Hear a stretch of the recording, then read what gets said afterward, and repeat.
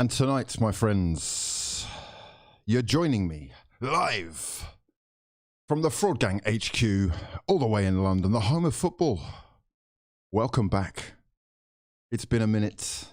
My actual sons, I see you. Let me know exactly where you're watching from. We've got so much to be going through tonight. I know a lot of people have been waiting patiently for this. A meeting of the minds, my fraudulent friends. Join me for a chinwag. We're going to be bringing you all the hard-hitting home truths that your heart so truly desires, plus all the breaking news for that ass. Let me know if you've missed me in the chat. Gang, gang, gang. I hope you're all looking after each other. We're all we've got, people. These are still turbulent times, but tonight, we offer a little bit of a respite, a little bit of an escape. And of course, we've got breaking news that is unfolding in front of our eyes. So don't forget, this is your opportunity to get involved as well. I really do want to get people involved tonight. Discord will be open. We're going to be here for as long as the PC allows me to. Please, technical fraudulence, stand aside. We got so much to be talking about. Manchester United fans, it's muddy waters, but also, I guess, mixed emotions, because now fresh pastures are on the horizon. This is your opportunity to discuss the big games, to discuss your club with your favourite YouTuber's favourite football YouTuber. I see you. I've just woken up from a little nap. Decided that post-Liverpool game, I'd just have a little breather. Just take it all in. Reality check, you know. I've woken up to 154 notifications. And for that reason, we got plenty to be cracking on with. Where's all my certified Donnies? Yes, indeed. Agent 47, Gigadunk, not. How are you all doing? The Fraud Gang are truly global. Let me know where you're watching from. We'll do some shout outs before we start. Let's just switch over.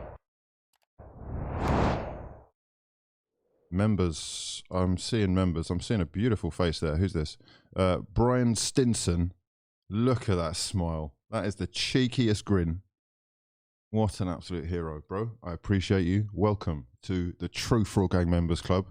I salute you.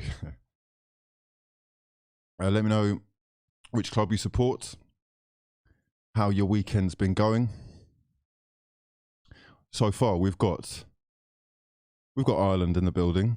Is that Ireland? I don't know. It doesn't come up on my thing. We've got Adelaide, Australia in the building. We've got frauds in Edmonton, Canada. We've got California, yay. We've got Eddie Brady in the building. He knows all about that. Boliviana. Kingston upon Hill. Incredible. Afra, I see you. Humbling times, says Monkey. We will get into that. I know for a lot of people this is going to be, a sad day, because Arsenal fans especially, we've been on a little roller coaster of emotions for a minute. The process seemed to be making progress. We'll talk about that, because I've been doing some digging, lads, and yeah, we'll get to that. Who else have we got? We've got more new members in the building. Dean Cutty, I see you. Look at this happy chappy. Blimey, celebrating life as you should. Much love to your mother for getting involved. Welcome to the True Fraud Gang Members Club. I appreciate you. Who else we got here? We have ABT saying, all the way from Lewisham, my son. Jeez. Stomping grounds. Arsenal fan here, but devastated about Ole. He was doing a fantastic job at Manchester United. A good job at effing them up, that is. Lol. Let's talk about it then. The biggest news of the hour. Manchester United fans, please get in contact. I'd love to know what you think. A lot of people are going to be over the moon at this. It comes after a sensational drubbing at the hands of Watford, Claudio Ranieri's men. Wow, incredible scenes. Actually dominated the game completely for me, and deserves to be not only as much up as they were at the end, but probably more. And Harry Maguire didn't do himself any favours. He didn't do me any favours either. If you saw the first edition of the podcast that I did with Mo, you'll know that I kind of backed him in his celebration. I feel like goals should be celebrated and you should be allowed to celebrate how you like. However, it really hasn't worked out that well for Harry, who may well have actually done United fans at least a favour. A 5-hour meeting is what we're told went on after the game, where Manchester United have come to the decision that Ole Gunnar Solskjaer is no longer the man for them. A 5-hour meeting. I do wonder about this. Why did it take them 5 hours to do a meeting? If you have got anything that you want us to go through tonight, please do get involved. Like I said, the links are in the description box below to the Discord. I'm going to jump almost straight away into talking to you guys because I really do want to get you involved tonight. Ricky Hill, my actual forefather's son. Much love to your mother, Ricky, for getting involved. Welcome. And who's this? Harry Barker. Jeez. Oh, look at this. Young Love. Incredible scenes, bro. You're punching. What's going on there? More new members. Much love to each and every one of you for joining me tonight. This is going to be a special one. We are going to be here for a minute, as I say, as long as this PC holds out. Eric Holtman says, hello, Dad. My son. Hello. Special hello to you from a very wet Sunday here in Sydney, Australia. Much love to you too. Wow. Let us know exactly what's going on there, mate. You being locked down or you free to roam the streets? How's it going out there? We'd love to know. It usually turns it usually turns my opinion upside down, ironically. Anyhow, yes, Manchester United, let's go. Let's listen exactly to what Ole Gunnar Solskjaer said after the game. We've got some post-match thoughts. I haven't actually watched any of this, as I say, just had a little nap. But I did watch the game. Sensational scenes, thoroughly enjoyed. Ollie, obviously a horrible afternoon. What's your assessment of what we saw today? We started too late. You start at half-time, at half-time or second half. When second half was very good. First half we never turned up. We allowed them they outfought us. We allowed them to get the ball in the box. We allowed them space. They won most of the challenges.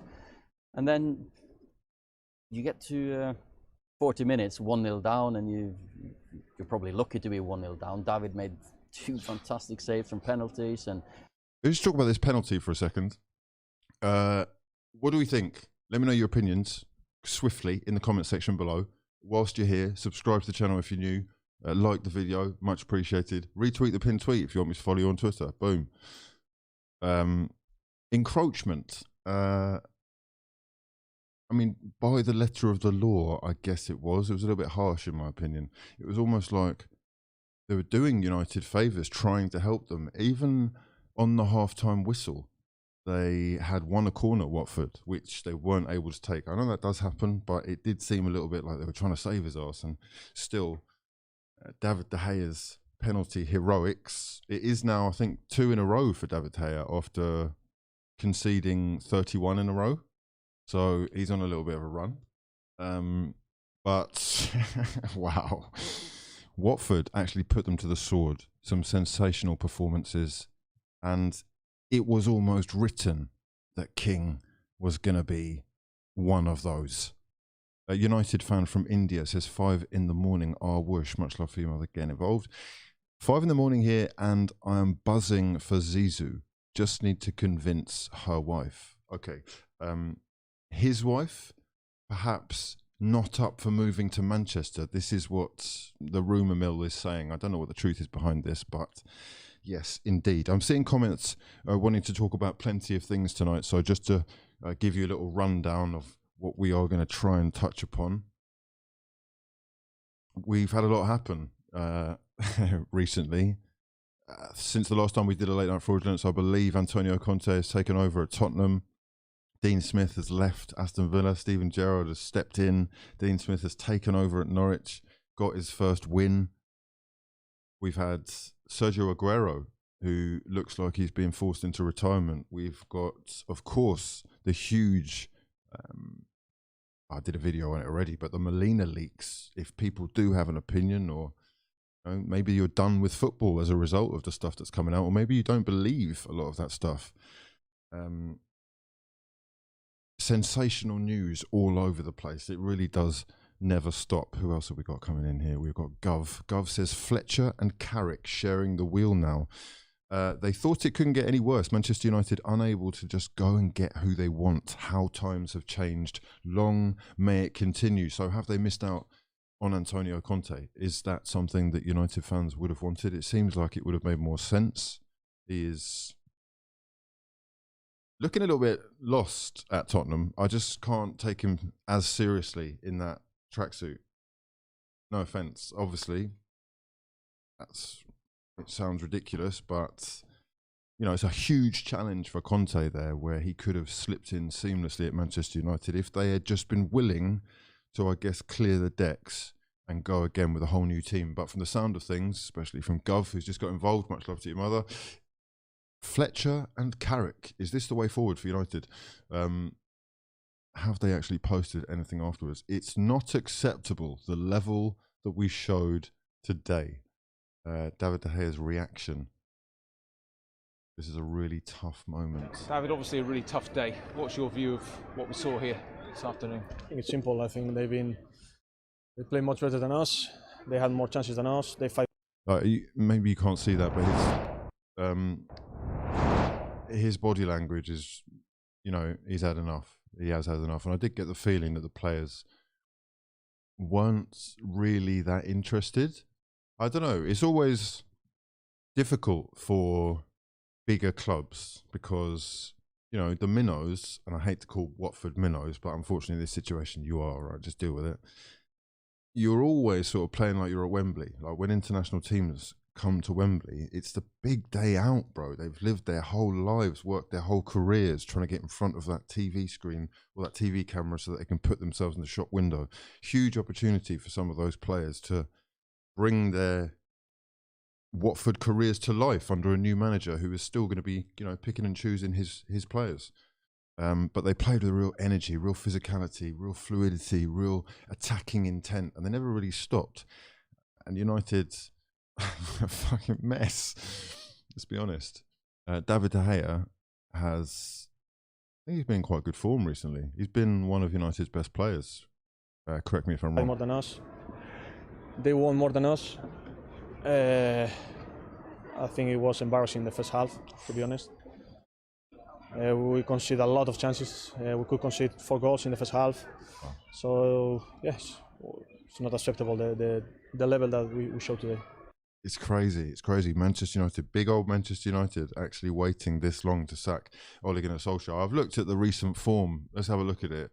I believe it's 1 win in 7 games. We'll confirm. We will confirm. I mean, look, didn't want to talk about that. Fucking hell, mate. I just avoided it. I just thought, nah, we're not doing a video. I'm not going to be, there's no shouting and screaming. I kind of expected it, but it's really sad to see that, isn't it? It's just like, back to where you were, mate. Back in your box. You thought you were big. You thought you were special. Yeah. Thought you were making progress. In summary, though, very briefly, just whilst I see that, I think 4-0 is a bit harsh. Not really representative of the game, but Arsenal offer absolutely nothing going forward again. And that is probably Arteta's Achilles heel right now. Aston Villa 2, Brighton 0. Mings and Watkini. Incredible. Beautiful scenes. What a game. 6-goal thriller. Patrick Vieira doing bits, but Daishi says no. Wow. Newcastle United. This is unbelievable. I'm going to have to watch replays of this live here, so you're going to get a reaction. I've not seen either of these, but incredible. 12 goals in 2 games. Norwich City. Congratulations to their man Dean Smith. Is that going to be a sensational move for them? This is one of the fucking finest sights I've ever seen in my life. Have they pushed us over the edge though? It would have been nice to sort of hang on to him. Anyone that tells you that they're not enjoying, any fan that isn't a Manchester United fan that tells you they're not enjoying the madness, the chaos that United are going through, they've not They've not lived through the years, the decades of success of them dominating the league and handpicking everyone's best players. Sorry, soak it up, breathe it in. It's beautiful to see. You love it. West Ham. Oh, David Moyes. Hiccups. Wolverhampton Wanderers have got... Actually, do you know what? Wolves and West Ham. I'm quite envious of their centre forwards, able to do so much. Arsenal really are going to need to sign a striker very soon. Leicester... absolutely duppied, embarrassing. Not sure what's going on there. In fact, the more that I was listening to the punditry or the commentary whilst it was going on, the more I started thinking, stop asking me what's missing. Because you're just sort of insinuating that they had something that they didn't before. I don't want to go there. I like the kid Sumari, though. I think he's got talent. Anyhow, Manchester United form is what we were going to look at, so let's do it. And it's just L's all round, isn't it? It's been a really bad time to be a United fan. I've been all in your WhatsApp. I'm actually going to send another picture of King sliding into the corner right now. Here we go. How many pictures? I've got so many pictures of Watford players on my phone. Unbelievable. Never had this many Watford players on my phone. Solskjaer. That one gone. Oh, Arteta versus Klopp. Oh, sensational. We'll have to talk about that. I'm coming into the Discord very shortly. Don't worry yourselves. Beautiful. There you go. Slide in. Have some of that. Yeah, you love to see it. Okay. Who have we got up here? We have... switch over here. Sean O'Riordan says, have Liverpool maximised on United's demise in the last 10 years? Compare with when Liverpool demised. United won 13 league titles, 2 European Cups. Liverpool 2. Okay. Circle of life, really, isn't it? I guess. What goes up must come down. Can't last forever. And look, they're so good, aren't they? They are so good. Look, he's commenting on...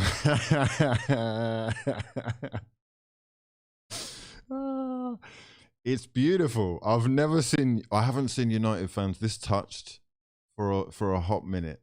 Beautiful. Anyway, as we were saying, let's have a look at the form.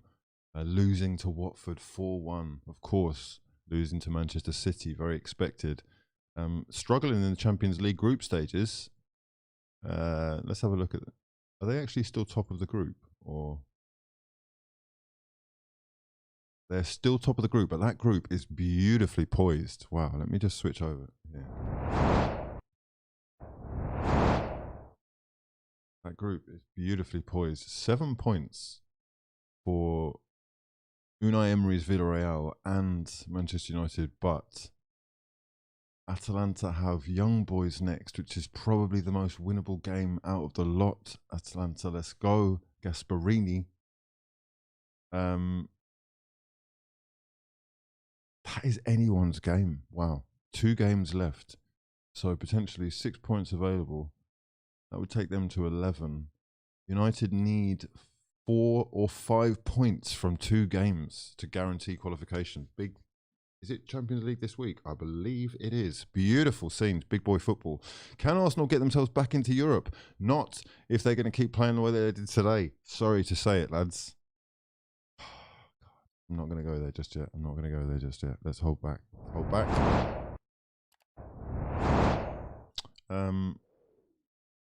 So, here we go. Changing of the guard. Is it time? Let's just actually have a look at this piece here. Manchester United. Do you know what I did like? He put on a brave face at the end. I don't know what else he was expected to do. It's sort of a goodbye. He's gone over. If someone can send me the video of this, it would be beautiful. It's at the end of the game. They've obviously lost to Watford at Vicarage Road, got battered. All the fans who are paying customers, you know, they are fully invested. This is their lives. La la la la. Big expectations.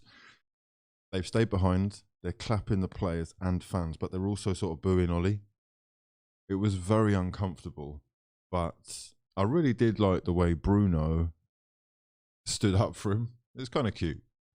You know, it is a team effort. And as much as, you know, you can never tell me that Ole's gone into this game and he's not wanting to win. It's just that we are obviously well past the point of either players playing for him, there being a plan, structured plans of play. Getting outdone by Watford when Ranieri's been there for a week is just slightly embarrassing, and a step too far. So apparently we have got official confirmation, have we? Just have a little look-see, shall we?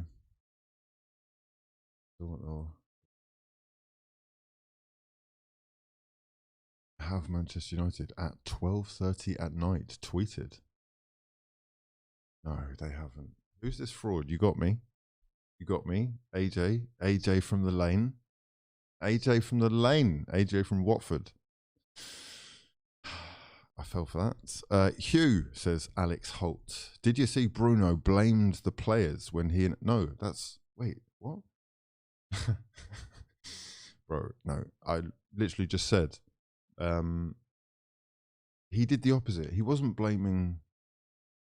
Oh, I see. He blamed the players. Yes, I did. That's what I was just saying, bro. I thought that was nice. I sort of respect him for that. I don't think he played very well. I don't think he's been playing very well for a while. However, he had his guys back there, and you could see Ole appreciated it. He hugged him afterwards, walked over to him and hugged him. But sad times. Beautiful scenes though. You love to see United in the mud. Please excuse me. I'm one of these guys who has grown up with them obviously being in this untouchable space in terms of money made, marketability, titles won, players that they've bought, money spent. Things have changed now. Things really have changed. The scope of football, the growth has been it's been fucking exponential, hasn't it? And financially now we have got so many different options. It is a competitive season. This is beautiful. Chelsea, Liverpool, Manchester City, all in the conversation, if we're honest. And then there's a sort of another league going on beneath that, the race for Europe.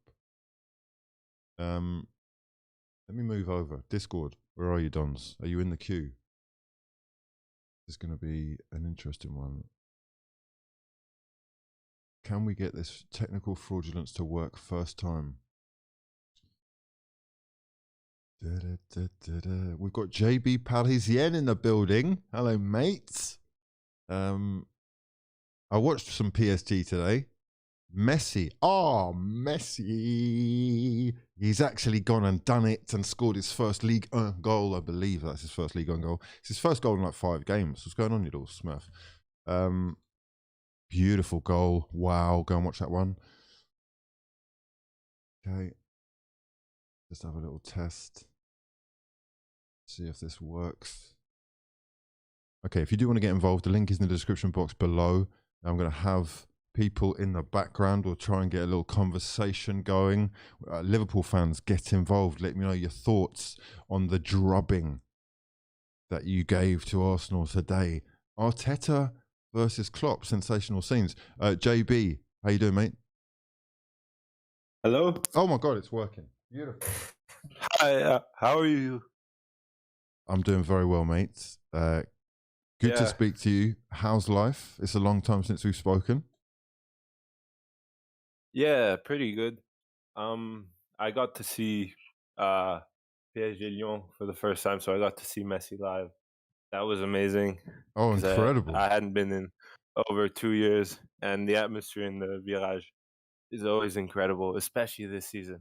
I feel like because it's been so long, every time the ultras just go crazy, 2 hours straight. Well, first League own goal scored today, and it was a special one. It was a little bit worrying though. Keeper got sent off, didn't he, Navas? Yeah, so Navas made a mistake. It's definitely a red. There's no debate there. But he saved us a lot. But today he didn't. You can't really. I've had questions about Pochettino, but today you can't really fault him. We could have been 3-4-0 up had we been more clinical, and then obviously keeper makes an individual error. But we played well right at the end. We struggled a lot with 10 men at the start. They equalized. We got, very lucky on the 2-1 goal, but then after we kind of controlled the ball, even having 10 men. Talk to me But about obviously it's Kylian not. Mbappe, bro. Kylian Mbappe. He seems to be doing a lot more than Yeah. Lionel Messi and sort of carrying the club on his back right now. I mean, look, since Pochettino's came, it's probably been Mbappe who's been our best player. I have to say, before January of last season, when Pochettino came, he was kind of struggling a bit. And then 2-3 games into Pochettino, he was just scoring every game, scoring ridiculous goals, taking on players in the box and scoring the most tight finishes all the time. He had 2 or 3 goals where he would beat the fullback and then score by nutmegging the keeper. It was just amazing to watch him. And obviously, he had the game against Barcelona. It was surprising he didn't really carry it through the Euros, but yeah, he's definitely been PSG's best player since January. Sensational. My boy still running the show. I always wonder, though, how long it's going to last after the summer and whether or not his dream is still to play for Real Madrid. I think we all know what his dream is, to be honest. When before a final, he's going to Idrissa Gueye, who also speaks French, and saying "Vamos," taking Spanish lessons. I think we all know, he wants to be a Real Madrid player. Okay, so And this experiment then is going to be short-lived because I see the lineup come out: Messi, Mbappe, Neymar, and I just have to have it on. I have to have it on. yeah, but to be honest, it's the same as for the past 2-3 seasons. If one of those three is out, we still have Di Maria, we still have Icardi, who some PSG fans might not like him, but he guarantees goals. But the most important player at the club is still Marco Verratti, and you feel the difference when he's not there. Okay, listen, bro, it's an absolute pleasure to speak to you as per usual. I'm going to bring in Kaffin into the conversation.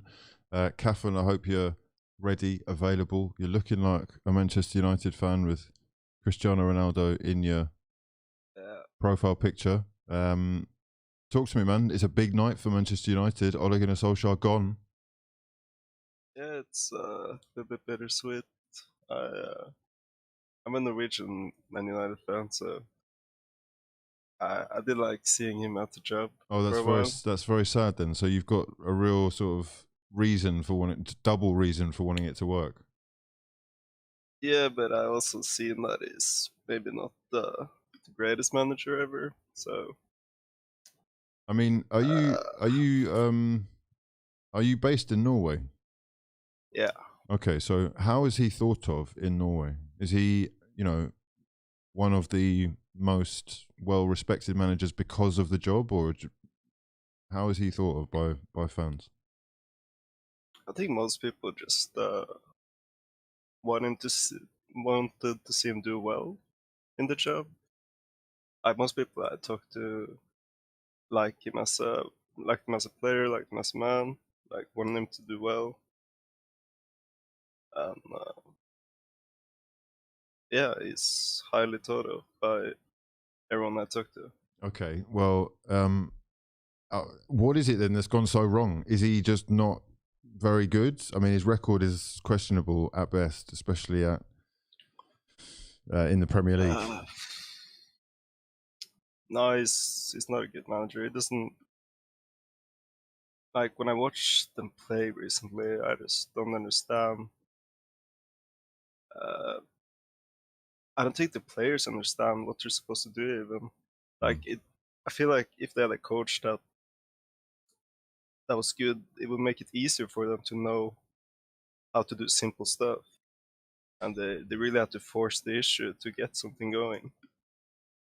Well, I mean, JB, have you got any thoughts about this? Because you've got you got Pochettino's coming. Pochettino, a lot of people questioned Pochettino, but thought that he was going to be the man for Manchester United. Yeah, I mean, it's also a bit similar for us because Pochettino was captain for PSG for a season when we had a pretty good team with Ronaldinho, Kocha, Anelka, a bunch of other good players. But is so far it's been a bit muddled with Pochettino. It's you kind of want to give him a chance because he's not really had the chance to have everyone there. There's often times where our South American players will miss games because they had the extra game in the qualifiers. But I think Pochettino, I'm willing to give him time because it's been so short. You know, it's only been really, 10 games where he's had Messi available. So it's different when judging him because it's only been so short, and Solskjaer has been there 3 years almost now. Okay, look, I've got a tweet here I'm going to read out from Mike. Mike, who is AFC for Life UK. He says, let me just bring it up here. You can't help feel that Ole Gunnar Solskjaer has been shafted. He led United to second last season, so he's clearly not as clueless as everyone makes out. He's been given Cristiano Ronaldo and Jadon Sancho, who he didn't want, and had to shoehorn them into the team, leaving his previous tactics behind. I've brought Shadon X into the conversation. Shadon, how you doing, mate? Hello, Hugh. It's Shadonks, I guess. Oh, Shadonks. Okay, Shadonks the donks. Right, listen, talk to me, man. Who do you support, by the way? I'm a Chelsea fan. Oh, so sensational scenes. How you feeling? I could talk about Chelsea first, but I mean, this Ole thing does kind of affect the rest of the league, I guess. Yep. I mean, I just heard the tweet you just read out, and I just think that these excuses for Ole are really kind of mind-boggling to me. I just think that this guy has had, 2 to 3 years in the job, and to say that he's been given Ronaldo and it isn't fitting in with your plans, how is that an excuse? How is that It's an because excuse to have Ronaldo doesn't press. Ronaldo has basically turned them United into a 10-man team before Ronaldo? Is that it? I don't think so. Okay, that's fair. More like a counter-attacking team, I guess. Yeah. Exactly, a counter-attacking team. So you're telling me Ronaldo can't fit in with a counter-attacking team? I guess he doesn't have the pace. Well, you have to press in a counter-attacking team too. Like you lay defensively, but okay, White Owl saying Ole Gunnar Solskjaer has not been shafted. He spent 450 million without getting a centre mid. He wanted Sancho for 2 years. Sancho, they were chasing desperately. I thought he was like #1 target. I think that's probably. You can go ahead, Captain. By the way, so just kidding. I don't understand why they haven't started Sancho at all. Really, like they should have just played him every game. And why are they playing him on the left? We've been needing a right winger for so long, and we finally get one, and we just force him onto the left side. Randy Marsh saying Ole Gunnar Solskjaer did a great job last year. It was very progressive, and Cavani stuck around because of the relationship. But Ronaldo landed, and all that history with Ferguson between both of them must have been hard. Do you think that's got in the way? This not only bringing this massive character in, who I guess you just got to accommodate, and everyone has to sit back and watch. I think Ronaldo, he needs to be at United. It's the perfect thing. Everyone wants, United fan wants Ronaldo to be here. I think it's not all about winning. It's also about the emotional value, I think. That's can I why just jump in? Don't want any manager at the club. Yeah. I mean, this is my kind of problem with United fans in general. I'm not saying just you, but like the sentimentality. Like, look, I had Frank Lampard as manager, and I loved him. But the thing is, I'm grateful that I have an owner that has the balls, I guess, to actually do what's right for the club and get a manager who has tactics, who do you not think gets though? results. Do you not think that there's a little bit that they've carried themselves with a little bit of class, even though it might have gone on for a little bit of longer than most people would have liked? I think this is the opposite of class. I think if you respected Ole as the person, you would have sacked him after Liverpool. And I think the treatment he's getting from the fans now, like what happened at the end of the game today, the fans telling him to F off, I think you could have avoided that if you just sacked him after Liverpool, because there's no way, like, he doesn't deserve this as a person. As a manager, he's terrible, but as a person, I think United screwed this up. Guys, absolute pleasure talking to all of you. Much love for getting involved. I'm going to bring a few more people into the conversation. Let's go for Ricks. Ricks, where are you, mate? Ricks? Oh, well, I've still got Caffeine in there. You're all still in there anyway, so sweet. Ricks, mate, where are you, son? Ricks, bro, look at that. Look at that trim. Chilling out on the beach, loving life. Definitely not an Arsenal. Oh, it could be an Arsenal fan staring into the abyss, staring into the horizon. No? Okay, Ricks has not worked out how to use his microphone. Manchester City fan here, KDB. That's not you, Kevin, is it? Kevin. Who else should we bring in? Let's bring in Salmon Gaming as well. We're bringing a few people in today, so if any of you have got a microphone, do speak up. KDB, where are you, son? Have I muted them? Have I done a technical fraudulence? No. Hold on. Yeah, I've done something. I've pressed. Okay. Right, let's try this again, shall we?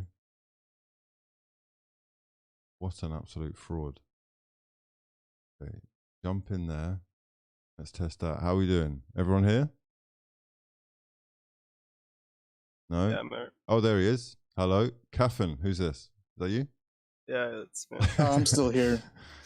Fuck's sake. Technical fraudulence of the highest order. KDB, mate, where are you? Manchester City fan. Salmon Gaming. Are you there? Nah, they're not here. Caffeine, mate, talk to me. Yo. Okay, I'm here. Okay. So, oh, he's here. Oh, Kevin. Okay, right. I just wanted to get your opinion about this because obviously you're on the flip side of, this coin. Manchester City, as per usual, flying high. Is it been fun watching this all unfold? And are you worried about who they bring in now? Because surely Manchester United are capable of turning this around, and the Premier League could potentially be even more competitive if they do get a good coach. Yeah, first of all, I would say, I'm just loving what's going on.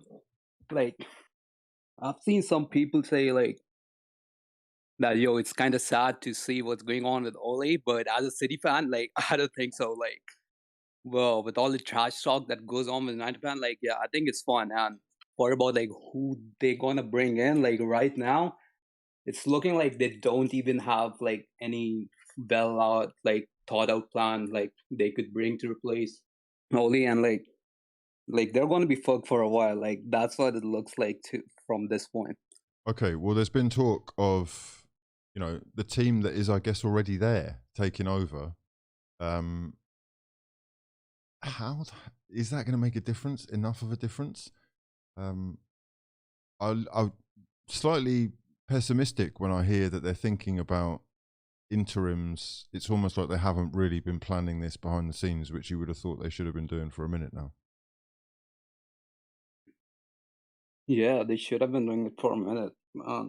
I think I want to go back to the situation you could talk we were talking about on the stream before how Ronaldo and Sancho coming in. I think they were doing they were on something good before the summer. Till I think they were on a good path before they bought Ronaldo. Everything got crazy for them when they bought Ronaldo. Even Sancho coming in okay, last season I don't think they finished the season in a well way or anything, but it's still at times they reached the Europa League final, they lost it, but still it looked okay, Ole can have something now.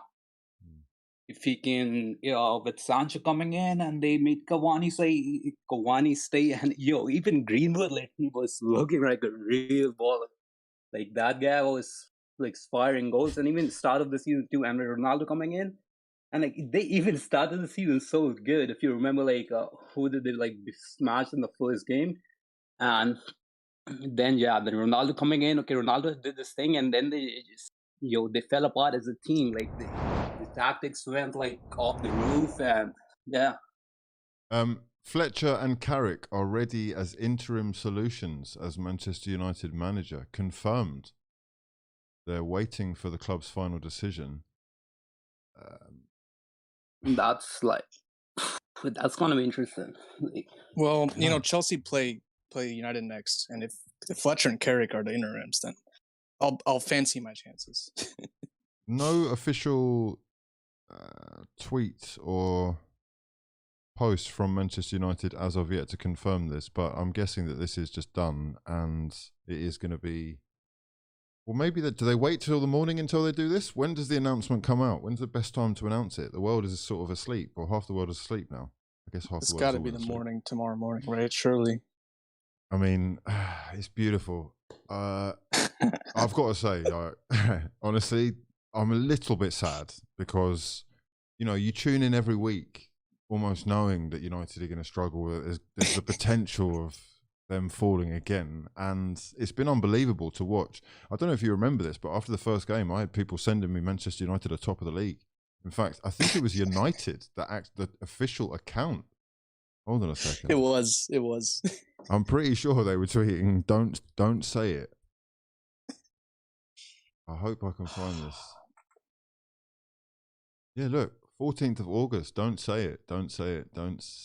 Top of the league, and you know, I mean, obviously that's banter. It's shameless on their part, but it is extremely shameless, and the fall has been just, well, it's been good for Arsenal. We're in the conversation at least, if only because of their fraudulence.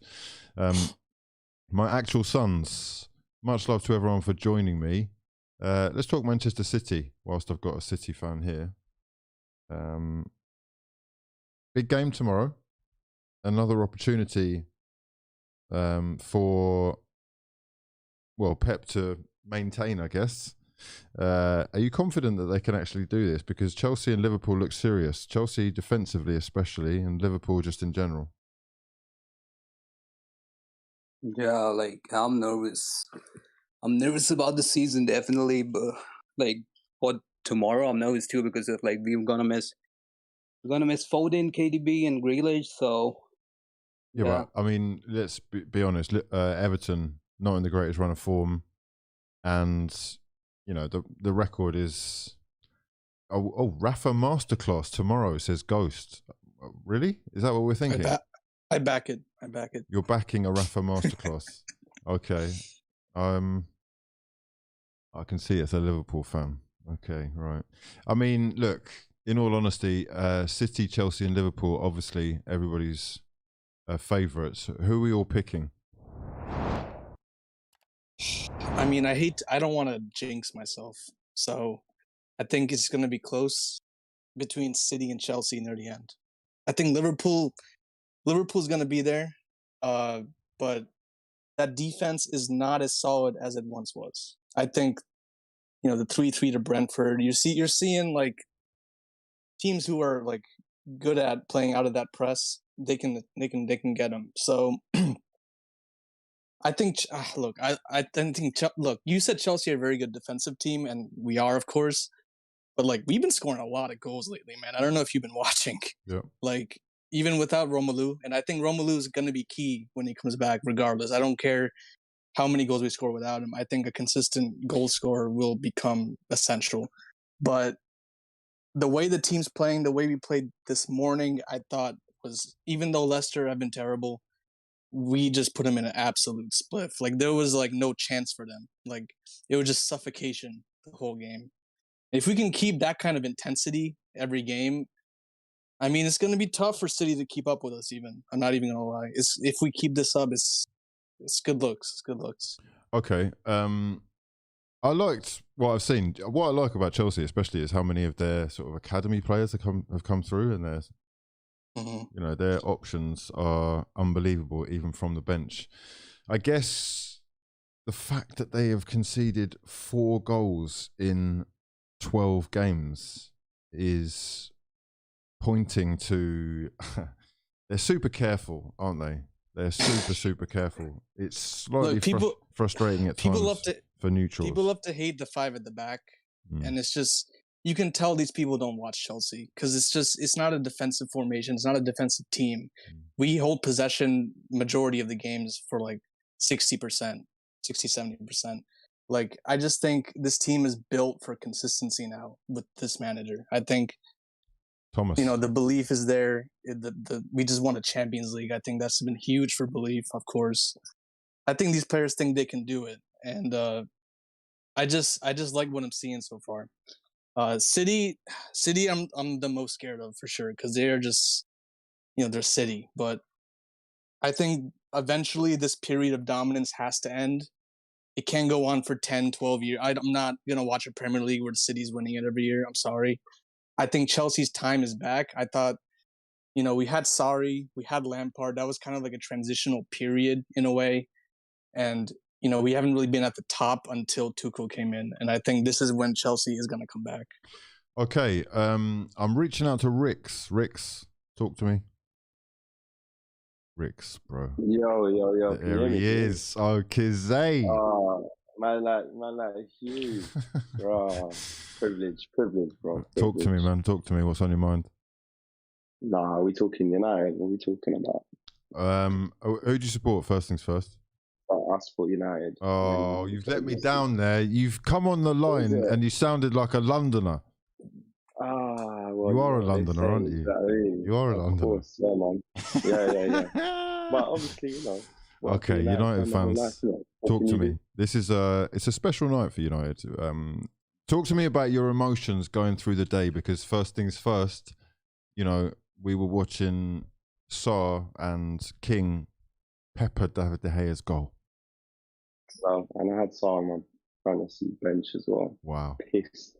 It's another L. But now for me personally, bro, like, we've been shit for some time. We've been shit since last year as well. Like, you think the second place was like a myth? I mean, I wouldn't say a myth, more so than best of the rest. But we found a way to grind out results and stuff. But if you just look at the actual performances, we don't play well. I can't remember playing well for 90 minutes for time. It's been so long. We're not able to control games across 38 games in a season. You need to have a regular style of play that you go to, that is installed in the players. Like, you know what I mean? Like every other team in the league seems to have. And we just ain't got it. It's just, there's no style of play. So for me, the coach has been done for a while, but I'm not one to just be like, he should be sacked, blah blah blah, because I wanted to see him with proper backing. I don't think he got the backing last summer as much as he. Wait, I thought he'd had £450 million. Yeah, no. So if you factor in this season, obviously Maguire. I mean that's a shocker, to be fair. 80 million. Bro. The guy's a fridge, man. The guy he's terrible, man. He's terrible. But no, I wanted to see him have a summer. I think everyone felt like we needed a CDM. We didn't get that. Ronaldo, obviously, we couldn't let him go to City. But yeah, man, that's my perspective on it. In terms of new manager, I don't think Zidane's going to be the one for me. Oh, I just think, no, not for me. I think we need somebody with fresh ideas and a new sort of breath into the club. How about Michael Carrick and Darren Fletcher? No, definitely not. No, interim thing till end of the season, but no way. Oh, no way. Give it Darren till the end of the season. Give it Darren end of the season. No. not for me. But the thing is this season too late to rescue? I want to kind of ask you. 12 games in. Well, I mean, what are you trying to rescue here? Because this is the thing, right? I get the feeling that, some United fans will definitely be of the opinion that the Glazers' real intent and the reason that they're pulling the trigger now is because top four is now beginning to be in question. And that is ultimately, Champions League football is ultimately the target, or at least being up there is the target. I don't think the title is realistic at this point. Yeah, and I don't think me personally, everyone's different, but I don't think I came into this season saying we need to win the title. But for sure, we needed to challenge. We need to challenge. Like with the money that's been spent and the players that you have on that pitch, you need to be challenging. There's no excuse about that. And we ain't been challenging. So yeah, but I don't think like it's fair to say. I feel like in the era of football that we're living in at the moment is a very tactical game with Pep and Klopp and that. And I think it's a massive expectation to just say, oh, we spent this money, we brought in players, great players, we should be winning the league. For me, it doesn't work like that. Klopp How does it work then? Well, for me, I feel like we're in a tactical era. I feel like even Fergie may have struggled in this era for me because, like, he got beaten by Pep twice in the Champions League. Like the game appears to me to have shifted, innit? To be more, you have to be tactically aware. Basically, it's 11 guys. It's 11 guys. So but why then would you not say Zidane is the guy for that? Is it because he's definitely capable of working with stars? He's proved that. No, 100%, and obviously he's worked with Ronaldo, Varane, and that. But I just feel like his background is not extensive enough. I think before Madrid, what was he with the B team at Real Madrid? I think, and then that's about it. No, but I think. Wait, hold on. It's Zinedine Zidane though, bro. No, what? So yeah, you say Zinedine Zidane, and I think of the player Zinedine Zidane that we loved. What about the coach? His Champions League record is pretty good. Yeah, of course, bro. Of course, you can't say nothing. You can't chat shit about 3 Champions Leagues on the spin. Trophy every 20 games. Sorry? A trophy he's managed every 20 games. He's won. Real Madrid. This is what I'm saying. I mean, speak on it. Speak on it. You can make the stat look like however you want it to look like. I mean, I'm a Madrid fan, so I know what I have been watching. So talk to us, man. Talk to us, man. Tell us, is this realistic for Zidane to be even in this conversation? He's definitely good enough, but the language barrier. He doesn't speak English. It's going to be hard for him. And in my opinion, he's waiting still for the French job. After the World Cup, he will manage France. I'm pretty sure of it. And maybe he's watching now the PSG job. Because Pochettino in the Champions League is... PSG are not performing well, and Zidane is the man for that team. Because Zidane is the perfect coach when you have big personalities in the team. He's a man manager.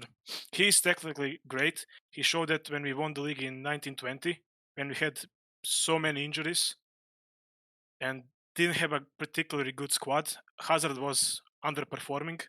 I mean, Hazard is underperforming since he came to Madrid, but he's somehow pulled off the win with the league. He changed the system completely. We played really defensively, but we won the league in that way. But at United, I agree with Rix that he wouldn't work. But it's not because he's not good enough, but too many. Yeah. Not the language is not the language wouldn't help him. And in my opinion, they don't have too many amazing players at United.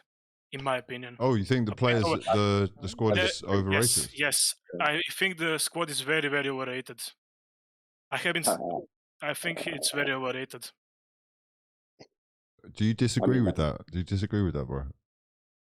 I mean, I do. I feel like what you're saying about Zidane, though, I'm not saying that he's not a good coach. I just don't feel like it would be a proper fit. But if you're going to tell me our 11 and our squad is not good enough, that's just madness. Like, I mean, that's crazy talk because the team is definitely good enough. We just don't have a system that's able to be balanced enough to defeat teams. Like that's there's really a lot. There's a lot of people it's like it just tells man to just go out there and just hopefully a moment happens that wins us the game. But that's not how it works. You need to create volume of chances in the match, and he's not able to do that. So, but there's no way that these players are dead. I don't even think they're dead. No way. Wait, Rix, can I ask you how good do you think Luke Shaw and Wan-Bissaka are? Same with Fred. Same with Fred and McTominay. How good are they as players? Fred is dead. McTominay is class. Oh, okay. He's a passion merchant, bro. Come on. I actually don't think McTominay is that bad. I think he gets a lot of stick Wan-Bissaka is actually think he's really that good on bad. defense. He just can't pass that His, well. Or like, position, Hold on. When you say terrible. defense, do you mean just 1v1 defending, or do you mean everything? Because 1v1 1v1 defending. Wan-Bissaka's good, but But it's I see him in the back defensive post awareness. leaving that open. Yeah, you're right. I tell you what, when United So how played good is this team if just the attack is good in terms of players, really? Bruno, Well, Ronaldo, we get these are good players, but Varane Maguire, how is good the is best Maguire? defender in the world, or like one of the best defenders in the Okay, world. Varane's good, you but he's haven't been enough. out. Wait, hold It's on. hard to Wait, judge. hold on. Who just said? Speak up. Who just said Maguire's one of the best defenders in the world? No, Or he said Varane. Varane. He said He Varane. said Oh, he said Varane. Varane. Varane. Okay. Sorry, I thought I had Maguire as well. No. No, that would have been a howler. No, That but would've been- Maguire is Is- good too. Is Like, Maguire it's not is that Maguire bad. becoming extremely underrated now? Yes. No. No, Definitely no, I agree with Definitely Mario. not. No. Definitely not. No, the guy's Okay. awful. All right. So Only I'm one sorry. good season Maguire had at United. Okay, Yeah. Or he's half not a season, actually. he's not Luke Shaw a had one million. good season, and everyone thought he was the best left back in the world. Did they not? And now he's come back down to earth. He has. Like, I mean, Luke I don't Shaw's think he's a bad crossing player, is though. fantastic. But Whenever look, is United this is what doing United good- are going to do? Keep going and buying new left backs and just throwing more money at the problem? Is that Well, not no, but part I'm of the just- problem? Can you not Yeah. just get yourself a coach who can, you know, I'm saying, as we can see the game of oh, football that's definitely change the biggest problem. the Yeah. coach. like, the thing is like By far. we can't just keep throwing money at the problem. Like this idea that you can just like if we got a CDM, everything would change. Nothing would change. Nothing would change. And it's mad because last year everyone's talking about Ronaldo. Bro, I'm Portuguese in it, so I hate when people shit on Ronaldo. I take that as a personal disrespect because that guy could not score a goal for the rest of the season and still cement. His legacy is cement. There's nothing to say on that. But literally last year, we didn't create chances for our centre forwards. We had the same problems last year. You literally proves that you can put the best striker, the best goal scorer ever in that team, and it don't make a difference. No, So but hold on a CDM second. ain't Hold gonna on a make a second. difference to Hold the on a team as second. well. Right? The best goal scorer has been the difference. He's been The difference. He's been The difference to what? Though? well. He's been a part of the He's difference. To Champions me, League. it's like it's making Ollie's life a lot harder. Someone put it in the chat earlier. Like, it really will have changed his game plan completely. Like, Yeah, definitely. there's a 100%. man less basically, and it's all well and good him being this clutch player that can do things in the last minute, but ultimately that could only run for short amount If of time. Ronaldo was at Man City, would it be a problem? Would he not score goals? And would they be suffering? Like, I don't think so. I mean, I've got to say this, man. You know, I watch a lot of Manchester City, if only because I like watching the best football, and they work as hard, if not harder, off the ball than everyone except maybe, I don't know, like Liverpool. It is not. He probably wouldn't get in the team like that, bro. There's no walking around, man. Yeah, for sure. Are we saying he can't be coached? Like, couldn't Ronaldo be coached by Pep Guardiola to play in a better way than what he's doing? I mean, probably, yeah. But look, let's deal with where we are. Ronaldo has made the choice. Cristiano, I'm not calling him Ronaldo ever. Cristiano has made the choice to link up with his, or revisit this love affair. And ultimately, he will expect to be involved in the conversation with titles. This is not, this is not anything. I don't think this is even to do with Manchester United. This is the remainder of his legacy, and that is what's up for stake. And he's not going to be, that's the reason why I've seen his There's body definitely an language ego. recently. Yeah, It's ego like thing it's there, him that's 100%. running the show anyway. Listen, you buy Ronaldo, you know what you get in it. That's what I'm saying. Ronaldo, on the other hand, yeah, you know what I mean. I don't think his legacy is at risk, but I feel like if he had Bro, any he's going to be. idea of Listen, watching if you United, lose he the would next know. 2 games in the Champions League, he's going to be playing Europa League football. Legacy done. I know. It's Pete. I don't want to think about it. He's missed the Champions League. I missed the Europa League. Do you know That what is I a mean? black He mark surely has on a the clause in his record. When you contract to look, not play Europa. when you Yeah, scroll definitely. down the history, the CV, and it's Champions League, Champions League, Champions League, and then bang, what's this? What's happened? Mm. Yeah, but what? He's still Ronaldo. He's still got 800 goals in his Oh career. my Like, God. who cares? Like, when you say about Hugh, you said about like making the difference. Like, are you trying to insinuate that you don't feel like Ronaldo is a good player for us? Is that what you're trying to say? I'm convinced that he is a gift and a curse. Much like anything, man. It's like he will have brought so much camaraderie and so much sort of inspiration. Like if I was a United youngster, I'd just be like, you'd just be in your element. I'd be at training earlier than ever and I'd be leaving later than ever. I'd be trying to hang around him all the time. I'd be trying to learn anything that I could off him. I'd be trying to just get involved with him. And as a result, hoping that something would just rub off on me. Now, the fact of the matter is, I hate to say it, but he just doesn't respect the way that the Prem is. You know, it is. I think he's made a concerted effort. It was like the same. Say again? As it was. Yeah, I guess I think that's what it is. Thinking it was like how he left, right? And it's not that anymore, man. You got to work extremely hard off the ball, if not harder off the ball. So it's the fizzy ball league. Exactly. Facts.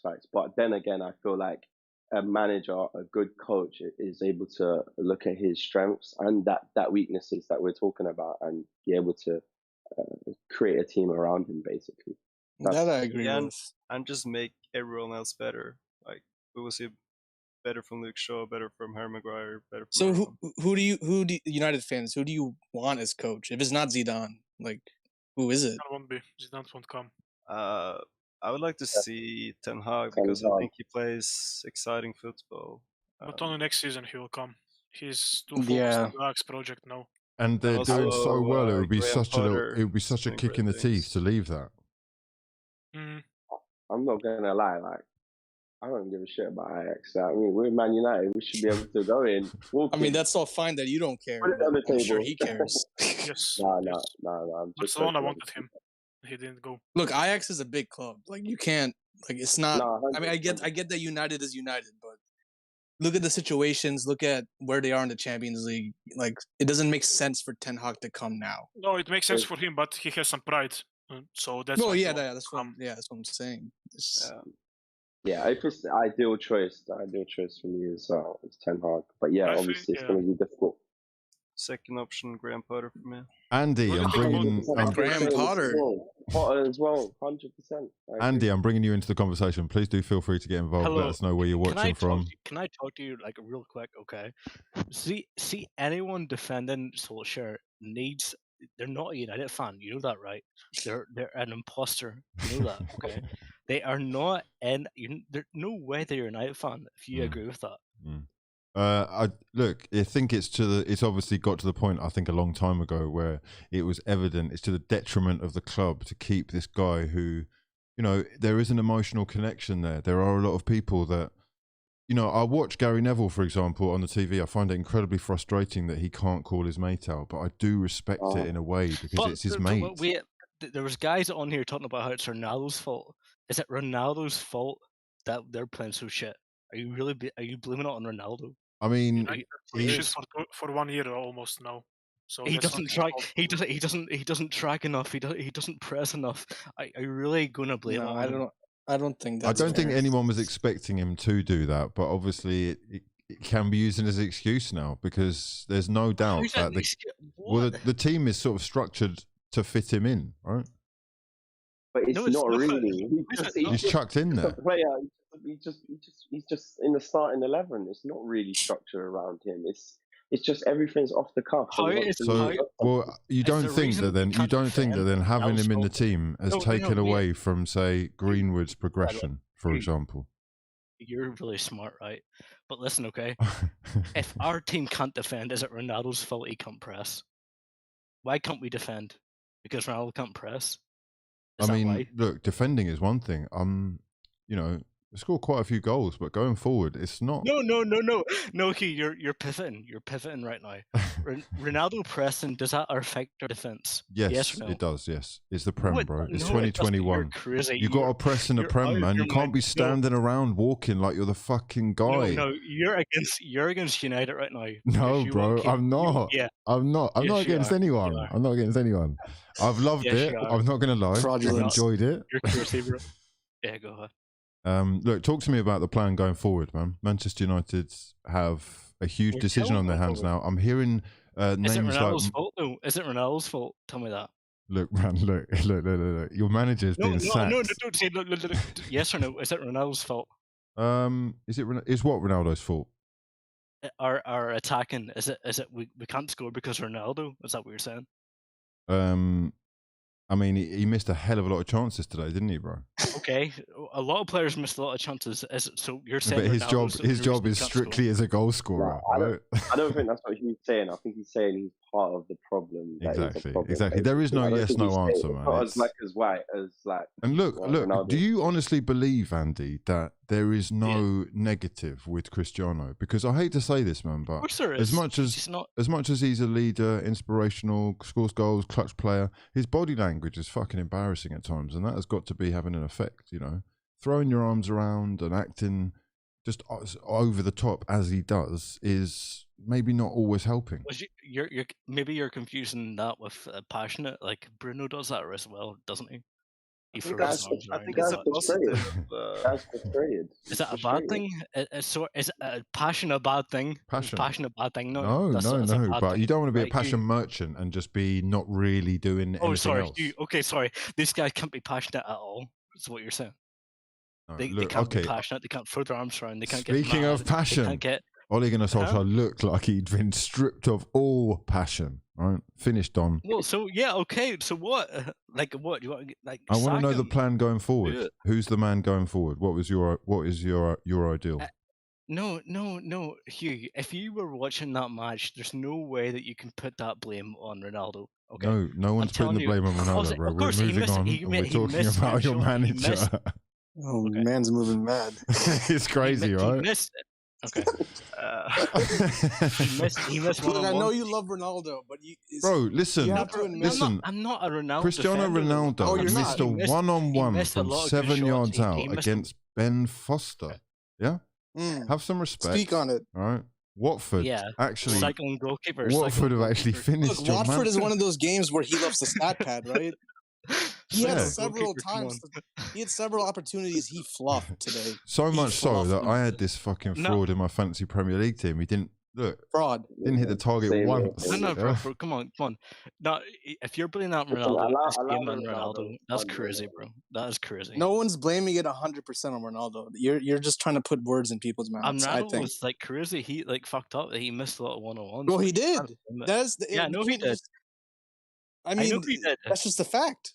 Andy, tonight should be not only an incredibly frustrating one, obviously, because you've seen your team being battered 4-1 at Vicarage Road, but also, you know, you got bad as well. Also, you have got rid of your manager. There is light on the horizon, right? There is hope. So going forward, what is your preferred plan? I don't care anything. Look, I just want to see the team. The team has to play well. I just want to see like a focus, a direction. A direction is what I want. That's all. Direction. Okay. What kind of direction though? When you don't get battered for 1 by 1. What do you mean? Is it time for Progress FC Part 2? Yeah. Like what? All right. Here's one. Who will be sacked first? Manchester United's new manager or Mikel Arteta? Oh, you asking me? Yes. I think Arteta's doing well right now, but you know, depends on who they bring in. Honestly, if they bring in Rodgers, he will be there. I think. Let me get. No, come on. Years. I feel like Rodgers is such a uninspired and yeah, definitely. Let me just read this comment out. Divine Chandrapala saying, does Ronaldo add to the team or is all he doing... Oh, sorry, I'll read that again. Divine, sorry mate. Does Ronaldo add to the team or is all he's doing taking the goals that Bruno had? AKA, is Bruno and Ronaldo net better than Bruno by himself? Bang on the fucking money! I was going to bring this up. I was about to bring this up. Because you're seeing Bruno go on a goal drought now, and Bruno's you wonder missing. why, right? He's gone missing. And it's just, they're taking up similar positions, and I think they can play together under the right tactics, but it's just not. It's just not working. Can I talk? Let me talk. Oh yeah, you talk. What does Bruno and Ronaldo have to do when Maguire and Lindelof can't mark simple targets in the fucking box? What do you mean? How is this a upfront thing? I don't get it. This is basic defending and they can't do it. I don't get it. I mean, there can be multiple problems in the squad. Like defending but it's Maguire and Lindelof. They can't defend. They can't defend with each other. Manchester United goal difference -1. million on Maguire. I would say that Benzema has looked a lot better after Ronaldo left, but that doesn't mean that Real Madrid played bad when Ronaldo was there. So I think you can make it work with Ronaldo. It's just when you're getting some beat, players have to. When you're getting beat 4-1 by Watford, it's not an attacking problem. It's a defending problem. It's not. Well, it's like today was a big coaching problem. It is a coaching problem every week because it's just they're not set up to like hold the ball or do anything. I don't know what they're trying to do. Are they trying to counterattack? Against Watford. Six-back against Watford. Against Watford. It's unbelievable. It's actually unbelievable. Two folding mids and defensive back. You're playing Matic and McTominay in the middle. Yes. It's not going to work. Like, what are you doing? Position the ball to the attack. How? With your with Wan-Bissaka? No. No. Wan-Bissaka is a funny guy. I don't think the players are the main problem. I think it's the coaching. Well, I think that's obvious, but it's just the players have some blame, but the coaching is 90% would of the problem. Just make it a lot easier for them to make simple passes. And like, would you have wanted Conte? Yeah. Would you have wanted Conte before he went to Spurs? Yeah, for sure. Yeah, I would have. So you guys, the United board is not serious then, right? They don't want him because he's Jose type manager. He will attack the board. He will challenge the board. They don't want people like that. That's why they want people like Brendan Rodgers or Ole Gunnar Solskjaer like they had. That's the problem. Not it's always the same with United.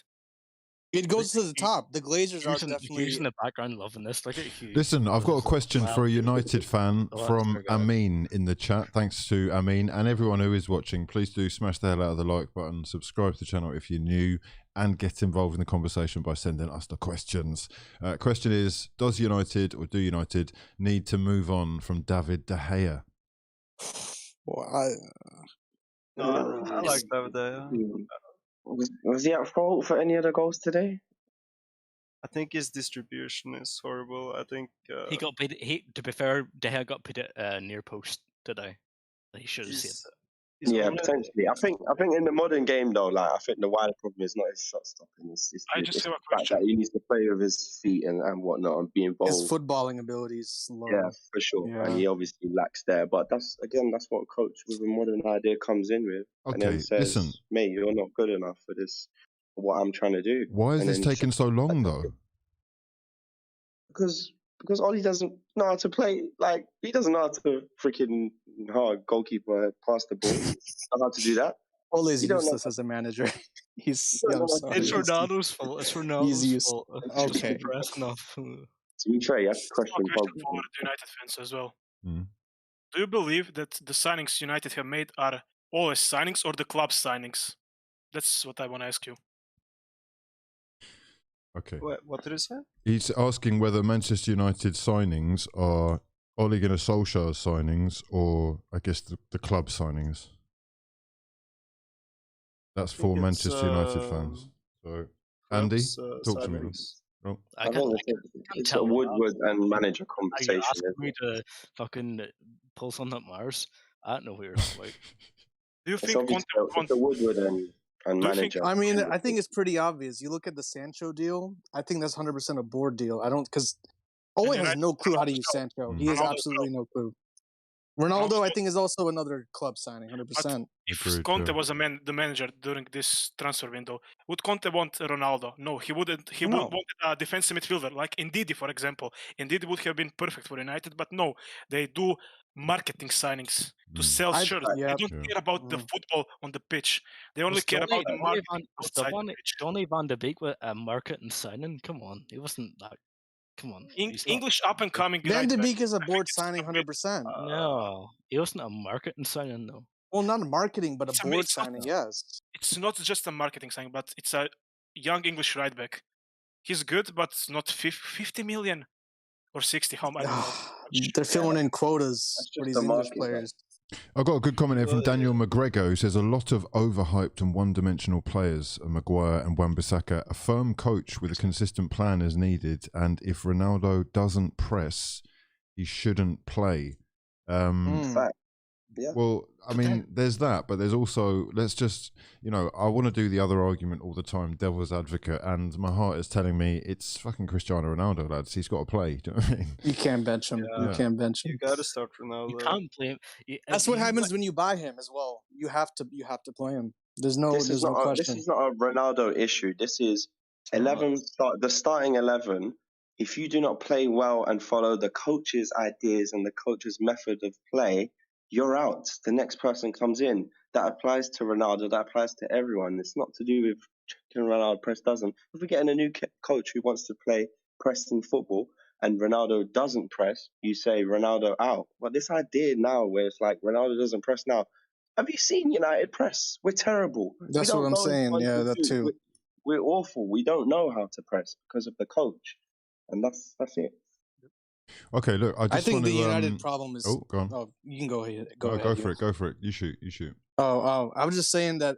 Look, the problem with United since Sir Alex has left, it's been from the top. It's from the Glazers. If the Glazers were serious owners, they would have sacked Ole after the Villarreal match. Like that final. I'm sorry, there's no excuse for that.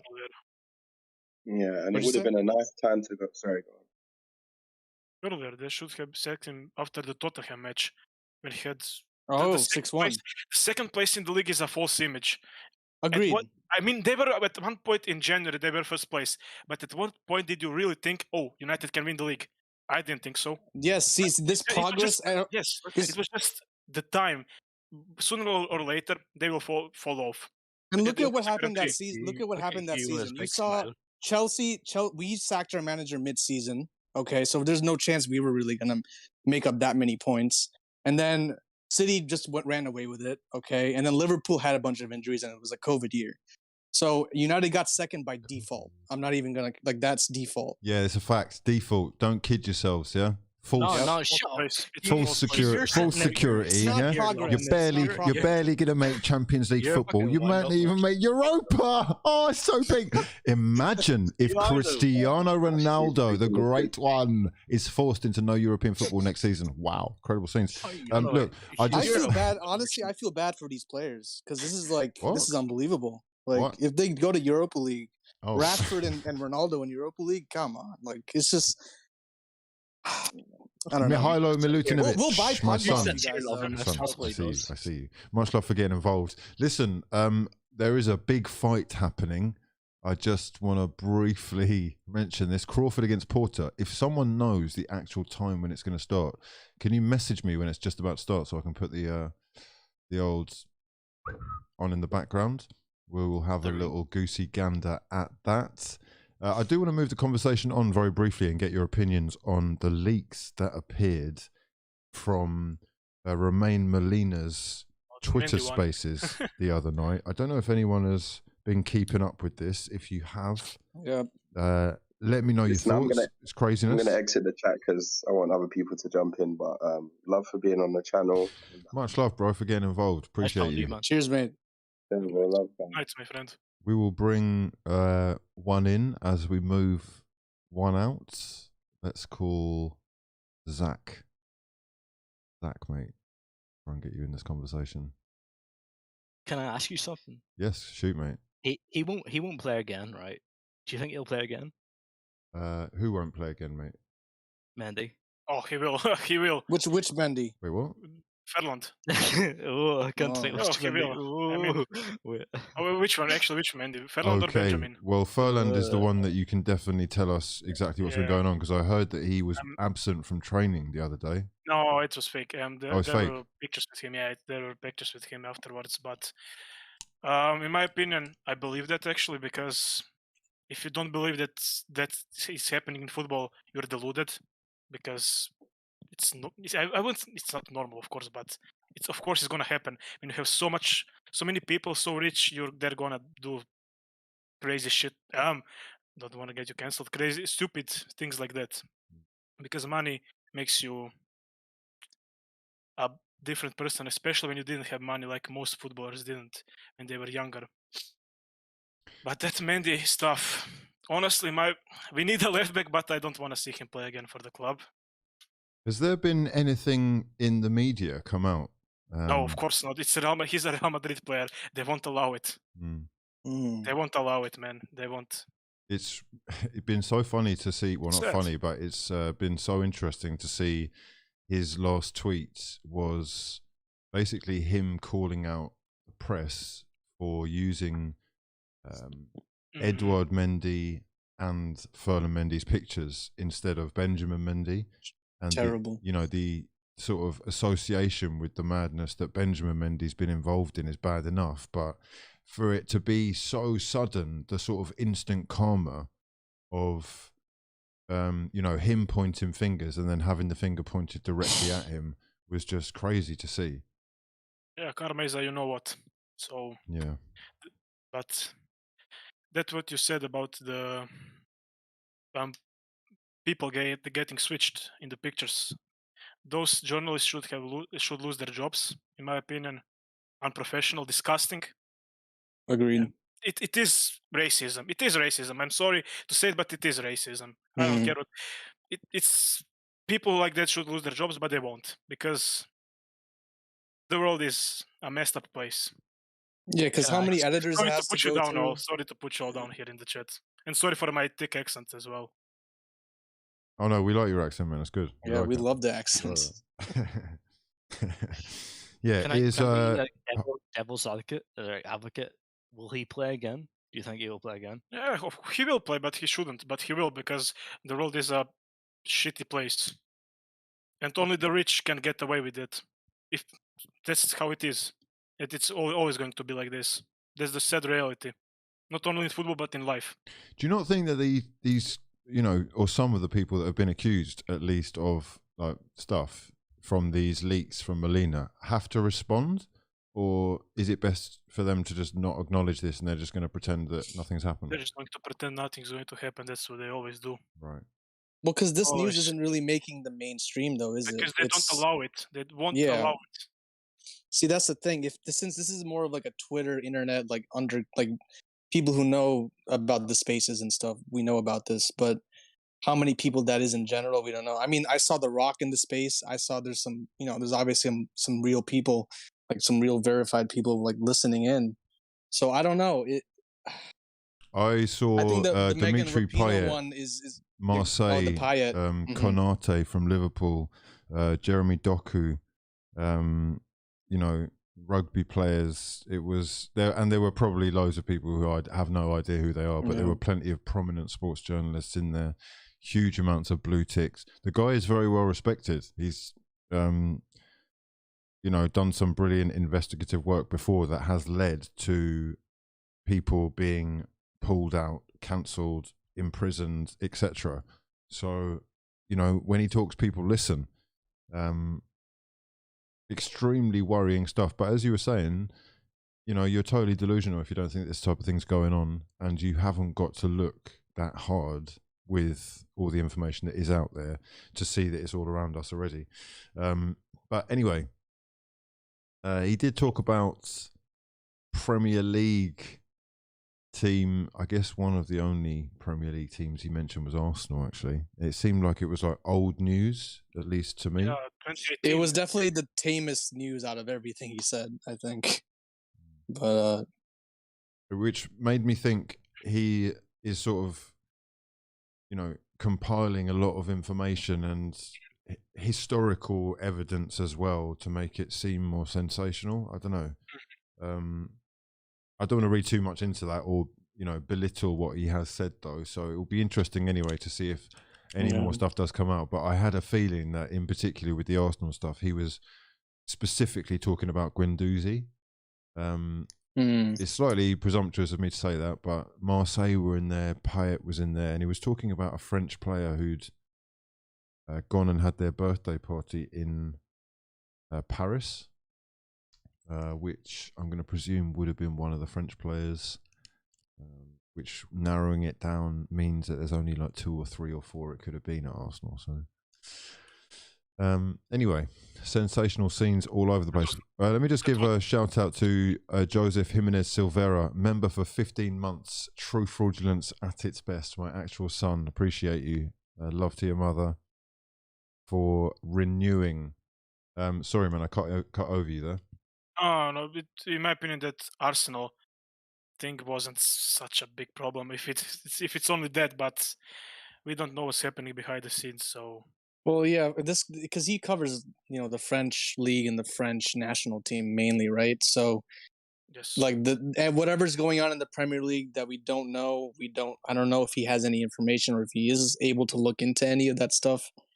I mean, I wouldn't be surprised if the Premier League has some stuff going on too that we're just shocked about, but we don't know. So it's all over the planet. I think there's just 100% stuff happening in the Premier League that we do know about that just doesn't get the time of the day by the media. Like I don't know if you guys know what happened with the guy from Southampton, Jan Valery.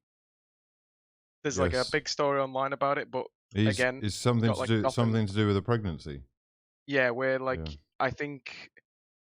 Maybe I'll just say an allegedly, definitely say allegedly. Just allegedly forced the rumor is ex-girlfriend to take abortion pills, without her knowing. Allegedly, things like that. Allegedly, yeah, like things like that. Like because he plays for Southampton, he doesn't get the time of day. But if he played for Liverpool, City, Manchester United, that's getting swept under the rug. It's not even coming out in the media, Well, see, the thing with players, when it goes to individual players and what, like, say the Ferland Mendy example, I can see this happening just in general in the world. See, it's not just a football thing. I feel like these are, like Marianne said, these are when they get money and all this stuff, like, sometimes people just go off the rails. But, like, I'm talking specifically, the organizations within the Premier League. I don't get it. Are you downplaying it?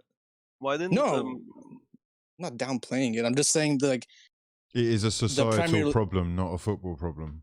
Yeah, that's what I'm saying. It's a society problem. It's not the thing is, man. The thing is, there is a way of making that sound like it's true, but unfortunately, this is specifically a football problem. Football has built, institutions which a lot of people, especially young people, have to put a lot of faith in. A lot of parents have to put a lot of trust in the people that are handling or looking after their kids. That's true as well, right? Yeah. That's true. So when all these young players, when they get money straight away, I mean, it's not an excuse for them, obviously, because it's terrible. But these people probably never seen money like that in their lives ever. And then to be getting like even 20 grand a week is mental. So the amount of things that goes through their mind probably, and they have a lot of spare time. It's mad. I couldn't imagine getting that much money a week. But but the way they get to the big leagues is also hard for them, because we saw what reports were coming out the other day. It can easily go out of control. What some player must do. I won't say it on the stream because I don't want to get you cancelled. But we saw what some people must do, have to do to get to a big position in football today, which is extremely sad. Joseph Jimenez Silvera, buy yourself some tacos, Hugh. Cheer up. Today was a blip. We move. Thanks for the content. Love to your mother, my actual son. I appreciate you. We'll be talking about Arsenal in literally 1 second. Peter, you're here. You're an Arsenal fan. You've got Kieran Tierney in your profile picture. I just watched the Arsenal-Liverpool, and as the only thing I'm disappointed with is the scoreline, really. I mean, I wish it was a bit less, but to be honest, I didn't really expect to get anything out of the game. So I still have faith in Arteta. Okay, all right. So you're just sort of cancelling this one off. Yeah, it was a free hit, really. I mean, to be honest, I was wishing it was like at least 1-0, maybe, 2-0. But in the second half, it was just pure capitulation, and then we just absolutely lost it. Okay, I'm bringing up a picture here from our good friends at Sky Sports. Attacking stats in the Premier League this season for Arsenal. They showed this before the game. I don't know if you can see your screens. Hopefully you can all see what's going on in front of you. Arsenal scored 13 goals in the Premier this season so far. That will put them 14th in the league for that. Open play goals, 7, which means they're 19th out of 20. XG, expected goals, is basically, I mean, that's probably the one thing that I'd say about Arsenal. They're finishing almost all their chances, or the goals that they're expected to score. That puts them 12th, though. Big chances created, 7. That would put them 19th. Shot conversion, 8.4%, 16th. And possession, never have more than half, so 13th. I have to admit that, you know, as much as I want this to work, as much as I'm backing my guy, I really liked the passion today, even though I think that probably caused Liverpool to turn up and proved our undoing. Yeah, Klopp was fired up.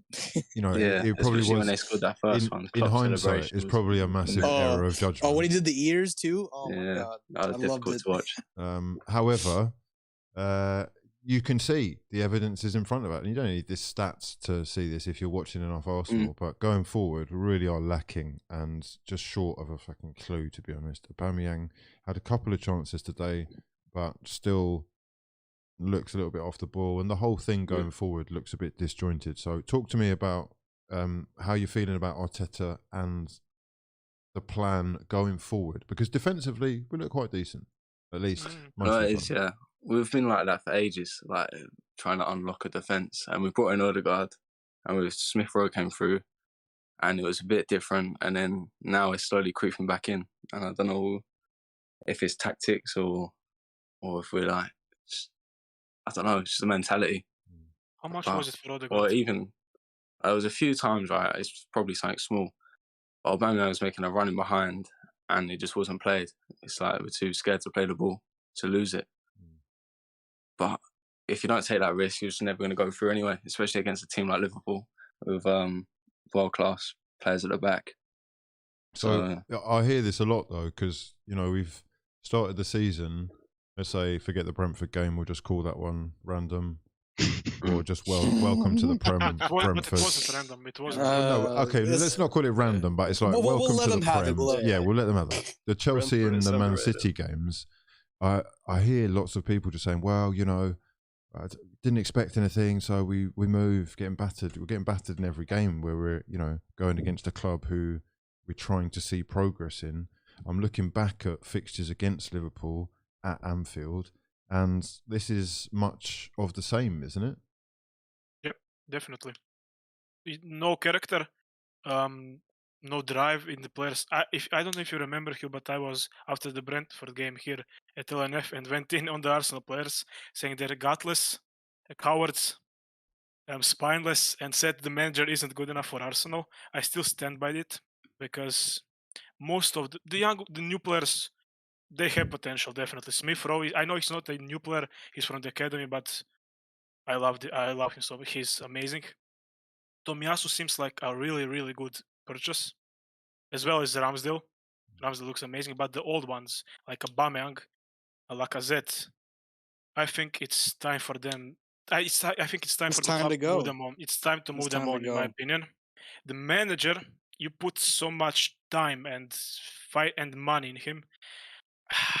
I still think he's not the right one. Is it? Maybe for this transition, yes. Because look, you're looking at this from the outside. I like the fact that you can, unbiased. You know, yeah, unbiased and neutral from all sides. So it's like, do you see Mikel Arteta as similar to Ole Gunnar Solskjaer? Oh man. No. It's not that bad. It's not that bad. It's not that bad. Go there. Arteta has some knowledge.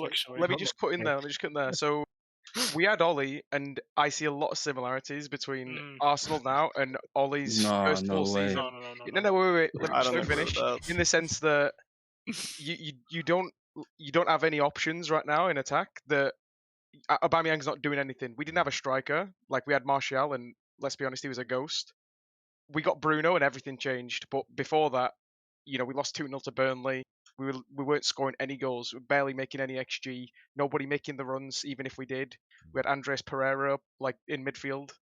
You guys are in a similar situation where I think Arsenal are in a good point with, how do I say it? With Arteta, it's a good time to have him. Like, you need to stick with him. And I'm not saying that as a meme, because obviously people have been saying that about United for a while. But you need to, even if he's not the right guy, give him some time, because you've got young players that do need to grow and do need to get better before you're going to start winning things anyway. I think the difference between Ole and Arteta is that when you see Arteta, you actually see a system in place where they actually try to do something. They have shape. I think Arteta can set up a defense at least make them have a shape. You know what I mean? Like the defensive shape. I don't see Ole doing that, to be honest. Arteta's on the progression. He's progression. You can see getting better. I can see what he's trying to do, but it's just whether or not he can implement it, or he's the right guy to implement it. Well, really, there were sensational scenes on the sidelines today as Mikel Arteta took on Jurgen Klopp. It looked like he was actually ready to fight him. You know, I've never seen that much passion and anger from Arteta. And, you know, at the time, I have to be honest, I sort of thought, oh, God, he's one of us. He's got our back. That's my guy. Go on, my son. Because Klopp, I don't know if you realise this, but he's a massive wind-up merchant. He is an expert at trolling. Yeah. And at the same time, in hindsight, you know, that will definitely have pressed Klopp's buttons and inspired their side to come out. And it just looked like a totally different game in the second half. Was Arteta the reason that the game changed so much and Liverpool were so good in the second half? Liverpool pressed more. I don't know. We just got pressured so much in our own half in that second half, and we just kept losing it, trying to play out of the back, and then kept losing it. And then we started like punting it long. Didn't matter. Like Aubameyang might get a flick on to no one, like, and then they just have it back straight away. Literally, that's all that happened. And then they got their goals that were just deserved. Really, I mean, it wasn't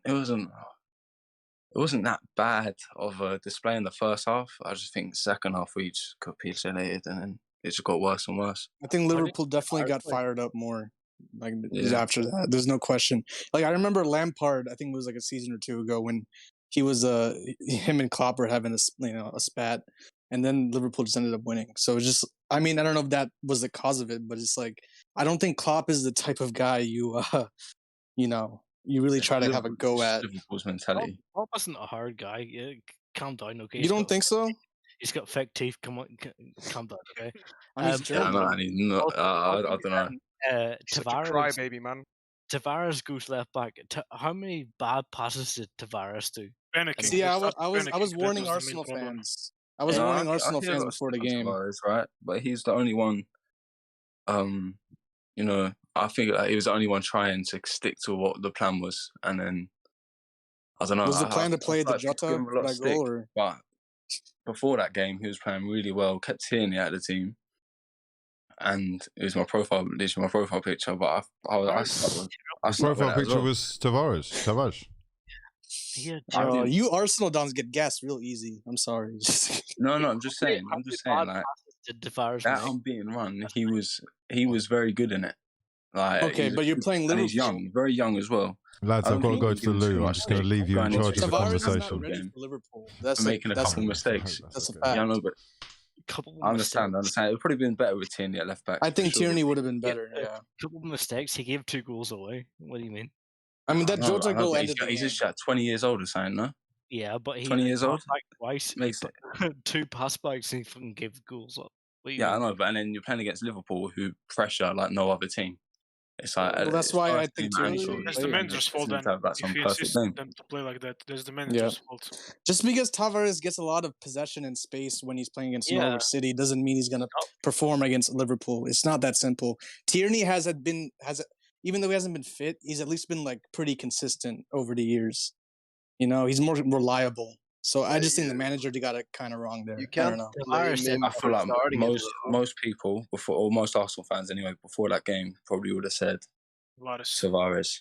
Yeah, because the hype was real. I mean, the hype was real. Yeah, but Peter, and plus he was on good form. He was on good form. So why stop a player in form?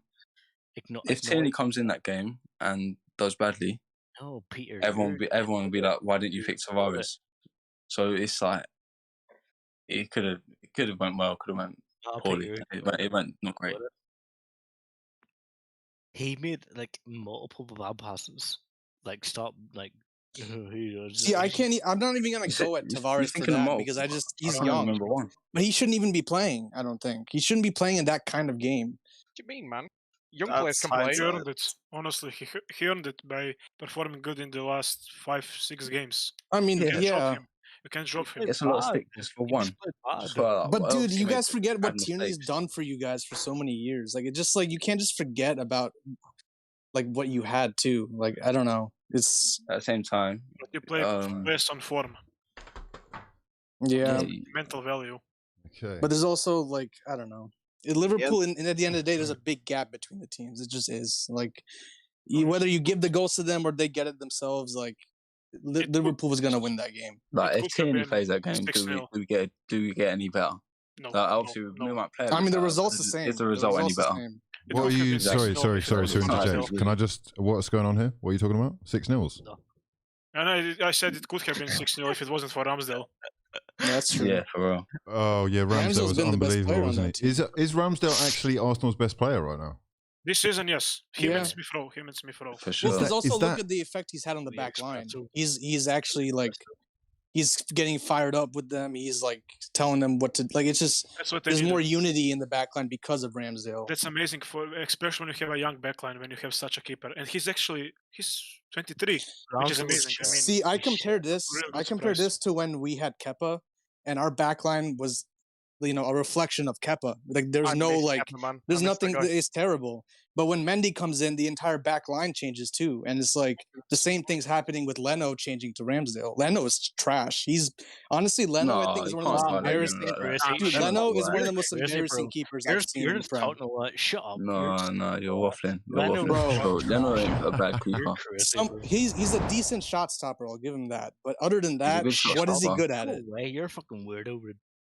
What is he good at? Other than he's shot not great stopping? at distribution. Leno is trash. Shut up. Bro, what do you mean Leno was trash? Why is Ramsdale? Why did Ramsdale get chat, bought? can we and then get instantly some start thoughts over from him? the Tell chat? me. Leno versus Ramsdale. Let's get ratings out of 10 for each one of them. Ramsdale's definitely Ratings out of 10. all around better keeper. He has distribution unlike Leno, but Leno is a good shot stopper. But in today's modern game and the way Arteta It doesn't work. Yeah. Yes, and Arteta wants a. And the amount of times Leno saved Arsenal That's as why well. yes, but previous that's why I can't seasons. play Leno because his distribution is shocking. It's really bad, and Arteta wants to play out of the back, so that's why he wanted a new goalkeeper, and plus he doesn't want to extend his contract. So that's also one reason as well. Yeah, I feel like Leno gets too much stick. Yeah, but Leno he's getting too much stick from you, man. Anyway, that's your opinion. That's fine. You're putting this like fucking thing up in front on the. How many games have you played? How many games have you played? Who? Ramsdale. Ramsdale. Yeah. Oh, I don't know. Not off the top of my head, anyway. No, I'm asking you. I don't know where he is. I can't lie. He's gone. He played 270 minutes. Weird shit. If you wanna know. Oh, I see. But so you guys think Leno is a really good goalkeeper? I don't think he's amazing. I think he's a good shot stopper, but just not good enough. I've seen Leno make mistakes that I've never seen goalkeepers make. Like that handball, dude. Remember when he got the red card with the handball outside the Sorry, hold on a second. Dude. Hold on. Wait, De Gea makes bare mistakes. And it's not because of De Gea's fault. It's because he's got a shit defense in front of him sometimes. That was what Leno was. Listen, lads, listen. Who's ordering KFC to my yard? To your yard? Who's ordering KFC to my yard? Come on, lads. Banquet? Come on. I've got KFC dons knocking on my window at 2 a.m. What's going on? I didn't order anything. Is it paid for? If it's paid for, it's sweet. No, he wanted a pin. I was like, what? I didn't order anything, so I can't give you a pin. Anyway, what's the conclusion here? Aaron Ramsdale. Aaron's overrated. What? Overrated? Wow. Yeah, he's overrated. Aaron Ramsdale is overrated. Leno is trash. What the hell? You're giving. Well, no, that was me. That was me saying. Look at. Oh, okay. Behind you was he? Look at his Discord. Like, come on. Like, that's so overrated. He's so overrated. Come on, man. You guys are nuts. He's not. You literally gave no reason. Look, even today. He's just saying it. He tried to say why, and he said because he's overrated. He's played 3 weeks. Come on. Calm down. He's but done we're well, judging man. him off 3 We weeks. can So judge him and off 3 off weeks. his You gotta 3 judge weeks. him I off think Yeah, people so- saying he's one of the best in the league is a He's got little the first premature, goal but from- I first don't goal want to say from that. And he's played how many games? Tell me that. How many games? Tell me. I think he's on. better than Dean Henderson. No. Go on. Right Tell now. me how many games he's played. Tell me how many games he's played. Tell me. 9, 10. I this don't know, season. but we're judging him off that. We're judging him off Ooh, the short he's got period he's 4 been and in. 9. Ooh. yeah, judge him for what he's played. real You can't player. really. Yeah. But we What judge else him when can he we do went though? to What else Arsenal. can we judge him from? 4 and 9. Wow. that's Aaron good. Ramsdale has but what else can been we judge him from, though? sensational since signing for Arsenal. No, he's He's played well, but like, come on. Like, nah. Do you know what? Do you know what, Yeah, man? but why is he overrated though? Oh, putting him on the spot.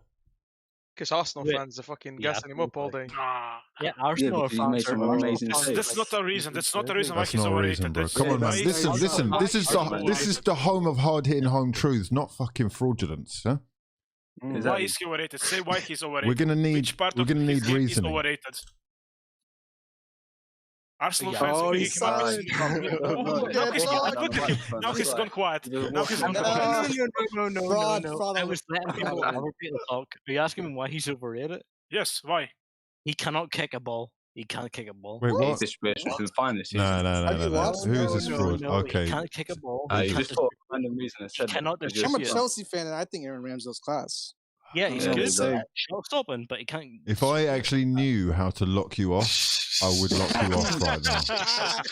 I just don't know how to do it. That's all. I do want to bring in one other person. We have had a long queue. If you are in the Discord, you will get your turn. George, welcome to the conversation. Hope you're doing well. Much love to your mother for getting involved. It looks like George is a Manchester United fan himself. George, feel free to get in the conversation anytime you'd like. I'm going to bring in Jadov as well. Jadov and George. I don't know who Jadov supports, but he looks like a distinguished gentleman reading a broadsheet. Neither one of these guys have their microphones on or are listening, apparently. So that was pretty pointless. But we do have 2 new faces in the conversation. Let's bring one more in.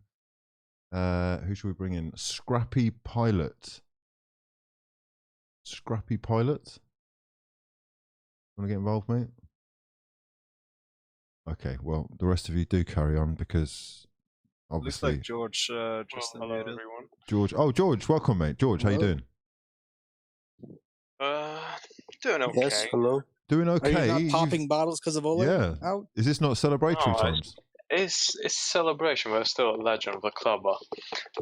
It is a bit sad, but the football was so bad today. It's just I could not deal with this anymore. You Like have to laugh, man. You just have to laugh as a United fan, otherwise you're gonna cry. Trust me. it was so bad today. It was actually depressing watching this. You know, I put money on Ismail Assar to score. He gave me a couple hundred. Oh wow! He did score. Sorry, did score. And fuck it. Yeah. Listen, it sounds like you are caught in, 2 minds, stuck between a rock and a hard place. The emotional connection between the club and a legend, but also knowing that it's not the best in terms of the direction going forward. And as you say, today would have been painful watching, at least from a United fan's perspective. What are you thinking going forward, though? It looks like it has been done. I don't think it's actually been made official, but it looks like it's been done. So what would you like to see happen going forward? I actually really don't have a clue what's going to happen next. I don't know who they're going to bring in. I hope, I don't know, I just don't want to see Zidane. For some reason, I don't think it's going to work. I think Zidane did so well at Real Madrid because he had one of the greatest teams that was ever assembled. I don't think he has that much to offer for United right now. The guy that I would go for is Ten Hag. I know it's very hard to lure him away from Ajax right now. I don't think he would come in the middle of the season. I don't think he would ever do that, especially at the state that United are in right now and how good Ajax have been this season. It would be very dumb to leave Ajax right now for this club. I hope we don't get Brendan Rodgers. I really hope that doesn't happen. But there's just not many options there. Well, There's not many options. as a result of there being no options, or at least no plan so far, it looks like the news is coming out of Manchester that they are willing to or looking to appoint Darren Fletcher as caretaker boss after Solskjaer officially departs. And, you know, they've got a game against Villarreal on Tuesday, so they would have to fly out on Monday. So it's all going to be very lastminute.com. And I think the expectation is that Solskjaer's coaching staff will leave and Darren Fletcher will step in. Is that sufficient, or is that the best option just that they can kind of make happen in the short term? Well, I think they're probably hoping that he goes on another 10-game winning streak like Ole did, and they have an easy manager to sign right after. I think that's the thinking in this, but it's just a temporary manager. It's nothing special. Well, I mean, we say nothing special, but it's sort of the way that Ole happened, isn't it? Yeah, that's why I said that their thinking is they'd hope Fletcher goes on like a 10-game winning streak, beating Chelsea, beating everyone. Can I ask you a question? Yeah, go on. Why do you think Brendan Rodgers wouldn't be a good fit? Go for it. Because from what I've seen, even though he's been so good at Leicester, I've been very impressed with him. For this Leicester side, the last 2 seasons to not get into the top 4 once, I think it's a massive failure. I honestly do think. He balled it twice. Yeah, they should. I mean, look at their form right now. Would you really want Rodgers? Did they win a cup? I don't think this season is a fair. I don't think you can put that on Rodgers. Yeah, this season they've had so many injuries, honestly. Yeah, but the way that they've been playing is really Did they win a cup last year? Yes or no? With that logic, would you take Arteta at Man United because he won a cup? Did they win a cup last year? Oh, that's a good one. Yes or no? Sorry, what's the question again? Would I take Arteta? You don't want Brendan Rodgers? I don't get it. Like why you're like circling out. I think it's on the Like, list what of has he managers. what has he actually done? He's improved Leicester, but Leicester honestly have better players than half of the teams the last couple of years. They should be top 4 the last couple of seasons. That should be top 4. But there's not many managers. Jamie Vardy, in my opinion, is not the second best striker in the Premier League. They have players like Yuri Tielemans, James Maddison. They have elite players, very good defenders. They have a very, very good team. What defenders do they have? Johnny Evans, Soyuncu, Ricardo Pereira, Fofana. I mean, the Fofana got injured. We can give him a pass, but the whole year. Look, even if Fofana's out, look at the way they're playing. I watched them today playing us. They offered nothing. Like I'm telling you, they offered nothing. Like they were awful today. I agree. Like yeah, but who's your in charge? Him for the next 2 years, providing he don't get sacked, or Fletcher goes on a good run and then gets a contract. What would you rather? Because neither, honestly. Fletcher just seems like Ole 2.0. Yes, definitely. They can't appoint another former player. Yeah, they I don't can't think do it they're gonna again. do that again, even if he wins like 10, 15 games. Do you guys know who Marcel Gallardo is? Maybe some of you. Yes, I've heard of him. Yes. I don't know if you want. His contract is running out with River Plate now when the season ends in December, I think. I don't want. Would you? Weird, what can you please repeat?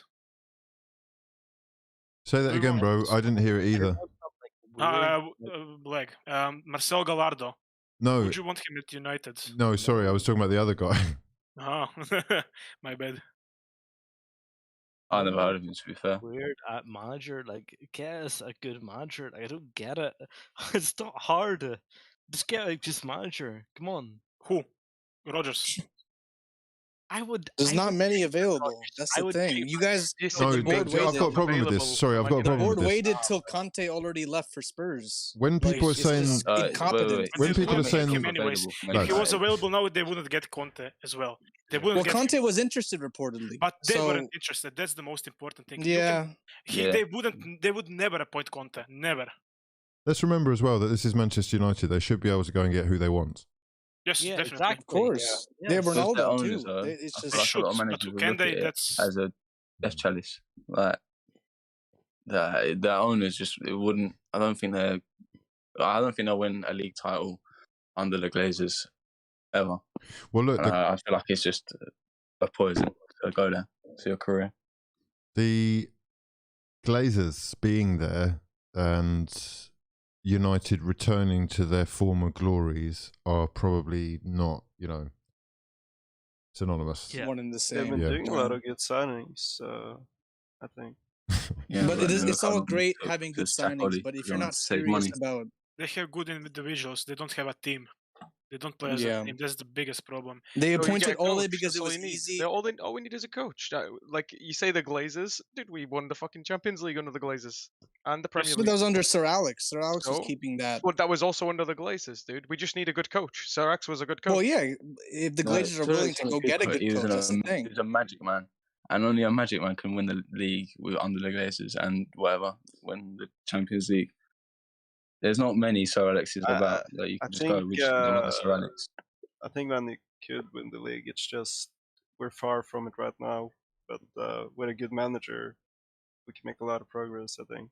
So, what is the objective this season once you get someone in? Like, Top is it just four. top four? Yeah. Yeah, there's Yeah, nothing else. sure, top four. Oh, listen, I'm hearing Solskjaer will not be fired, and instead it will be an amicable separation. Like Nuno. It's just PR. It's just Wolves. PR. This is sad It's just things. PR. They can't let go. I think ruthlessness and actually having a bit of backbone might actually do them a favor right now. Yeah, definitely. Yeah. All because I mean, of ruthlessness. Lopetegui is apparently an option. The Athletic, Oof, no. the Athletic No. are reporting that. We saw what happened, but we saw what happened at Madrid, but it was at the wrong time. We were in a transition. I mean, we're still in a transition, but that was there after Zidane left and Ronaldo left, so that's why he failed at Madrid, as well as Solari. But still, I don't think it's going to. He wouldn't be a good fit for United. That's what the Athletic are reporting. Lopetegui and a potential option for Manchester United. Alternatively, an interim appointment could be made with Laurent Blanc, a possibility. I'll take that. That would actually be a good interim manager, I think. Laurent Blanc. Someone that actually manages before. That would be crazy.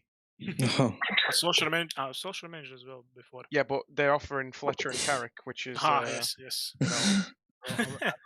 How long you think Fletcher and Carrick are going to be riding the... I hope they stay But for us probably for the until last next game. week when we're at the Champions League. I think they're just doing. I just hope they're the there game for the midweek. Chelsea game. And after that, I don't care what happens. I don't think it is going. They screwed up. Why didn't they sack Ole during the The break. So up.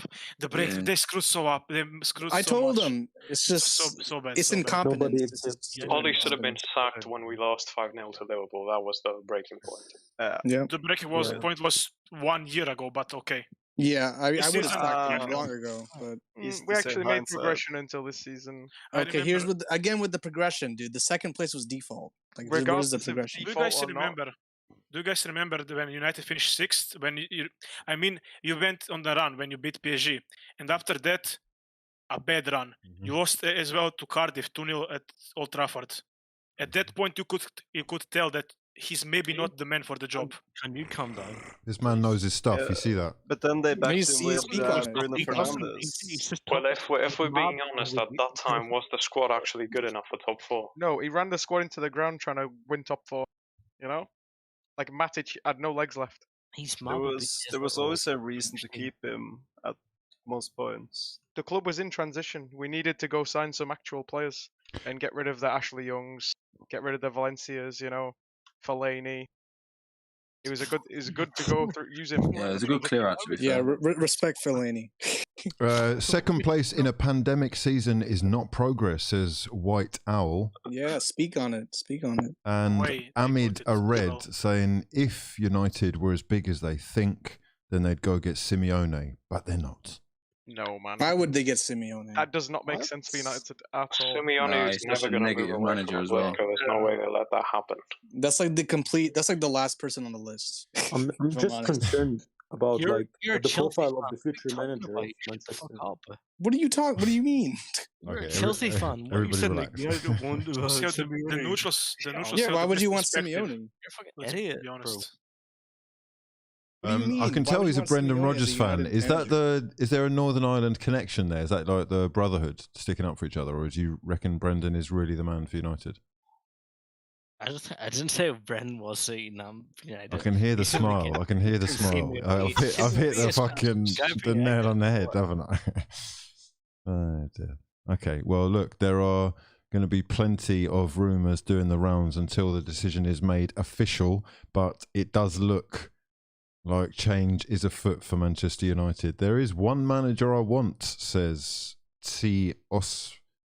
He says that's Van Gaal in the summer. They've been there. Van Gaal's currently busy as well. Oh no.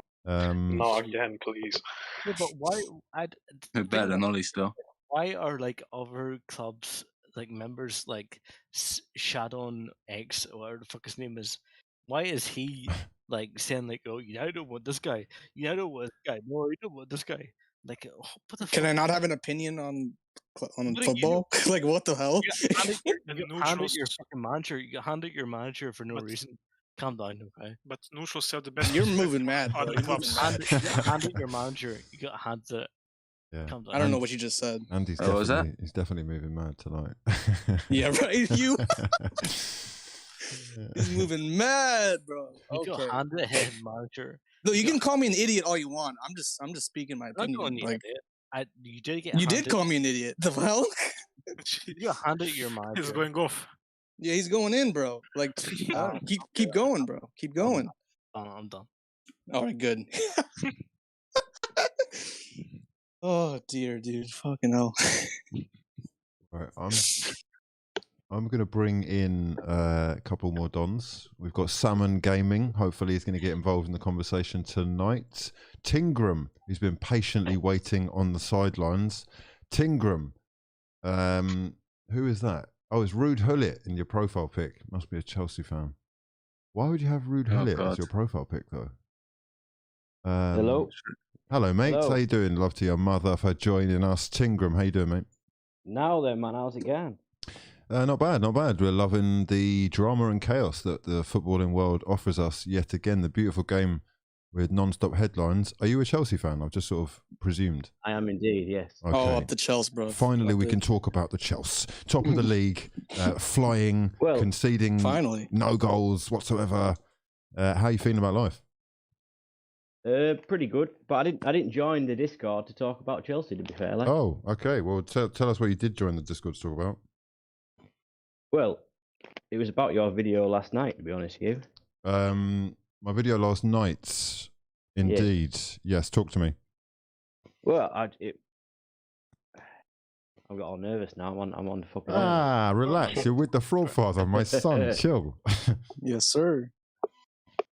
No, I was just thinking, how long do you think it'll be until this will hit the Premier League? Because you don't think that these are going to be the precursors to something bigger?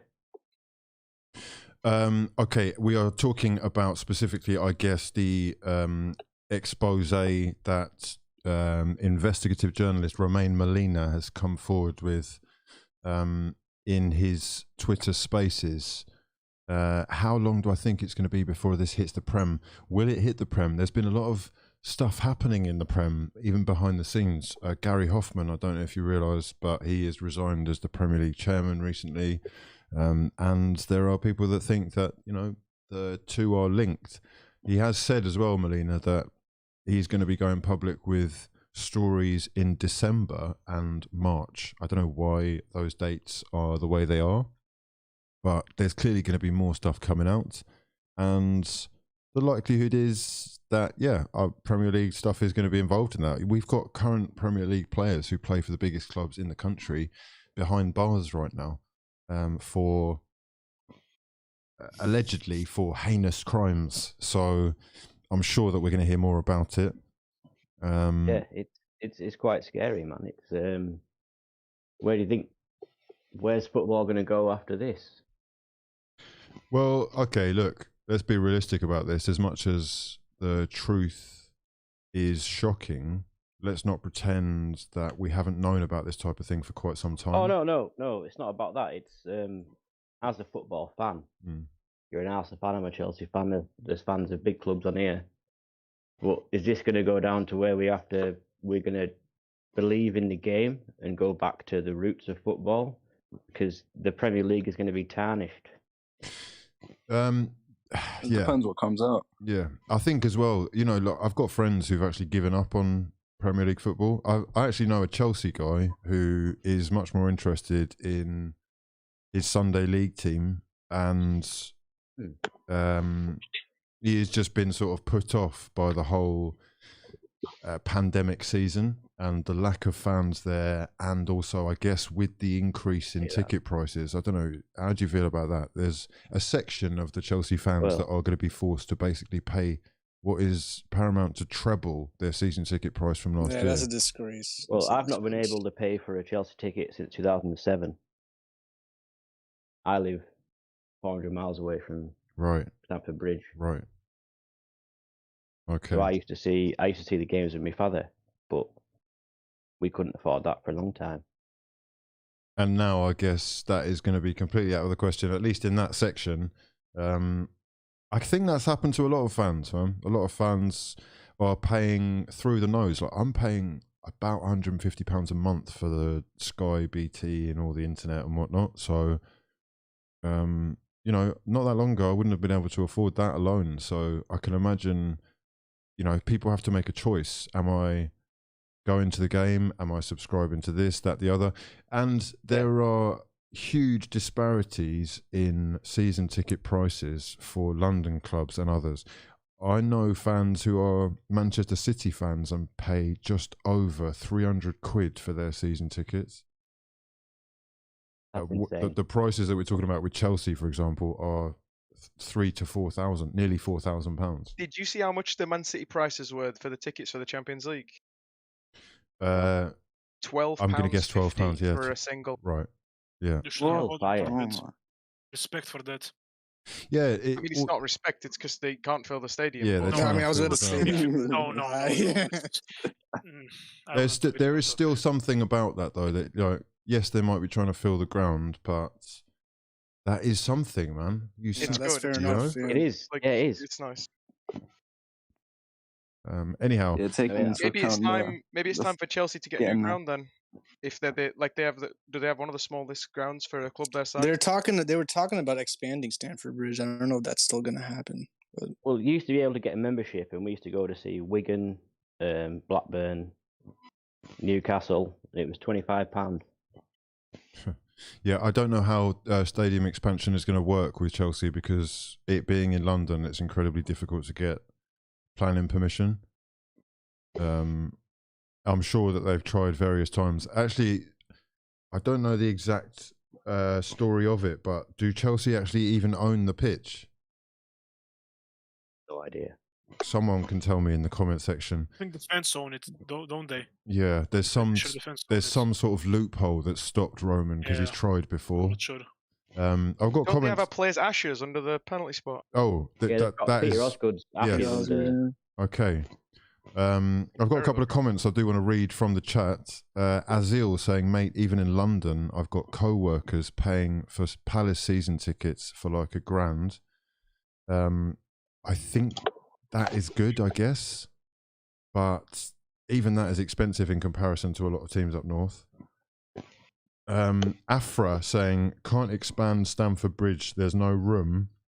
It's surrounded by buildings and the tube. Yeah, you got Fulham Broadway there. They're not going to dig down for the next Stamford Bridge thing. The whole point was, they were going to be at the stadium below the ground to raise the seats up.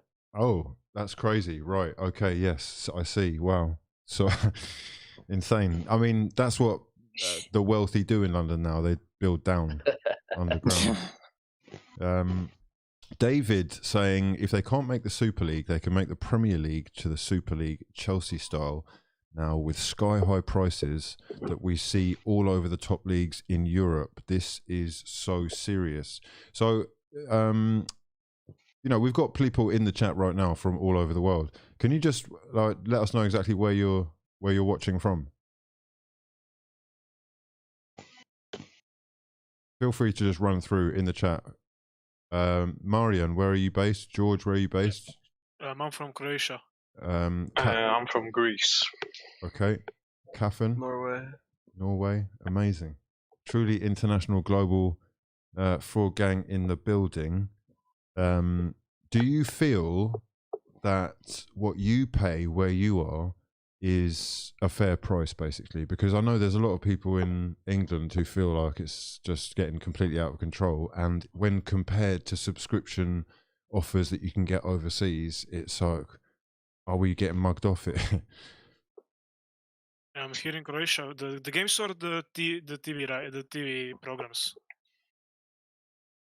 The games are part of the TV.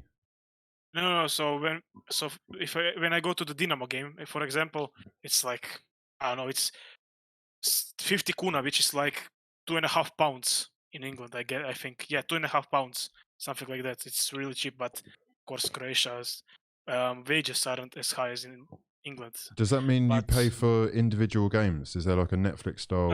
You have season tickets, but most people have buy just individual tickets. Most clubs have only individual tickets. I don't think that Dinamo has season tickets, but HUGH has. I know that HUGH has, and my hometown Gorica has as well individual tickets. So. What about your TV TV subscription services? Say you want to watch like Prem and Champions League and all that. If I want Premier, the league, I have actually all 5 leagues and the Champions League, and it's like 10 or 20 pounds only that. So only that, it's 10 or 20 pounds. I think it's it's 150 kuna, which is like 12.5 pounds, 13 pounds, something like that. Lads, go through the chat in the Discord. Let us know exactly how much you're paying for your fees. I'm just going to get another drink. So it's actually pretty cheap here in Croatia, but the standards here in Croatia aren't, and the wages aren't that big like in the UK or any other place in the world. Yeah, it's pretty similar here in Greece as well. It's like 25 euros or something. You have Premier League, Champions League. You have League One, I think, and all different types like NBA, UFC. You have a lot of stuff for like 25 euros. But it's different in wages. Like Steve guys and like the US and shit. They get oh my god. You guys see like all games for no price. What's the away games like? So in England, there's a system where to get more of a chance to get a ticket to go to an away game, you got to go to away games to get points. And obviously, it's mad difficult to get points because you start off with none, and you got to build them up by going. I'm not this here. How do you? Is it the same sort of thing, or? No. You just buy tickets here in Croatia. Just apply. Yeah, here in Greece, not a lot of away fans are big games. Away fans are not allowed actually in the stadium because there's a lot of trouble that happens. There's not really many away days for big games. Like normal games, there are people that are going from different teams. Yeah. I wanna go, sorry. Everyone good? Yeah. Yes. Lovely. Okay, right. Let me just go through the chat. Thanks for holding on. Espresso machine needed refilling. Same rule in Turkey. So what's the sort of average? Have we worked out what we're paying around the world? Balkans are dirt cheap. That's the conclusion. Right. Okay. For when you compare it to England, but the wages are different. Yeah, if you compare the wages as well, it's pretty much it's not that big of a difference. Yeah, because our average wage in Croatia is like 700, 800 pounds, something like that. Right. Yeah, okay. So here it's like 700 euros. Yeah. So relatively, we're talking about pretty similar. Okay. So if you compare the price to the wages that they have in London and in the UK in general, it's pretty much the same thing. Actually, I'm generous. It's 700 euros. It's more maybe 500. Yeah, we actually have people actually work like Yes. 500 euros a month. Yeah, So. yeah, it's here in the Balkans. It's a bit tough. Yeah, Balkans. Expect, yeah. Trent Yo, I'm gonna Alexander-Arnold. dip out. So I'm gonna watch the highlights with my dad. But it's been a pleasure, Hugh, for being in this little chat. Shadonks, much love to your Yes, mother for sir. getting involved. My actual son, appreciate you, man. Thank you. Up the Chelsea. No, down the Chelsea, no. but yes, enjoy whilst it's happening, mate. Okay, listen, lads, it is about that time where the boxing is about to start. Crawford against Porter. I'm going to be switching over and watching on Twitch. If you do want to join me over there, please feel free to. We're going to be doing much more late night fraudulence. I've basically had builders next door and upstairs. It's been a little bit hectic, so late nights have been off the cards. However, we are back with a bang. And yes, there is, of course, going to be so much more to talk about. We'll probably do one tomorrow night if Ole Gunnar Solskjaer's announced, or that news is announced as official, and or if a new manager or a plan is put forward by Manchester United. I'll also do a little Arsenal review. We go over the Liverpool game. I have got the podcast coming with Mo. There'll be a video with Wax very shortly. For the People podcast is out every Sunday at 10 p.m, so look out for that tomorrow night. New channel, link is in the description box below. It is almost time for drop 2. Head on over to Instagram.com/@fraudulencia if you want to get yourself involved there. Friday is going to be a day to watch out. There will, of course, be giveaways for the gang. Much love to everyone who's got involved. Appreciate you all, guys, in the chat. It's been an absolute pleasure. Thank you for having me, Hugh. Fantastic. Have a great rest of your night. Lovely. Lovely. Right, guys.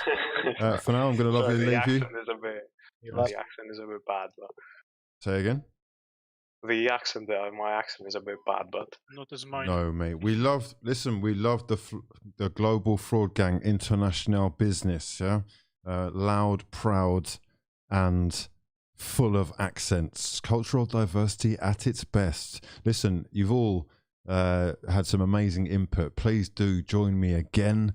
Guys in the chat, much love to your mother for joining us. Please do smash the hell out of the like button, subscribe to the channel if you're new, and drop the video a damn like if you breathe oxygen.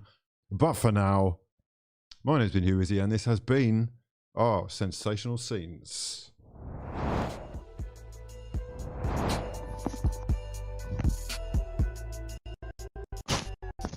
Good night, guys. I wish you all... It was good talking in a bit. Good night, good night.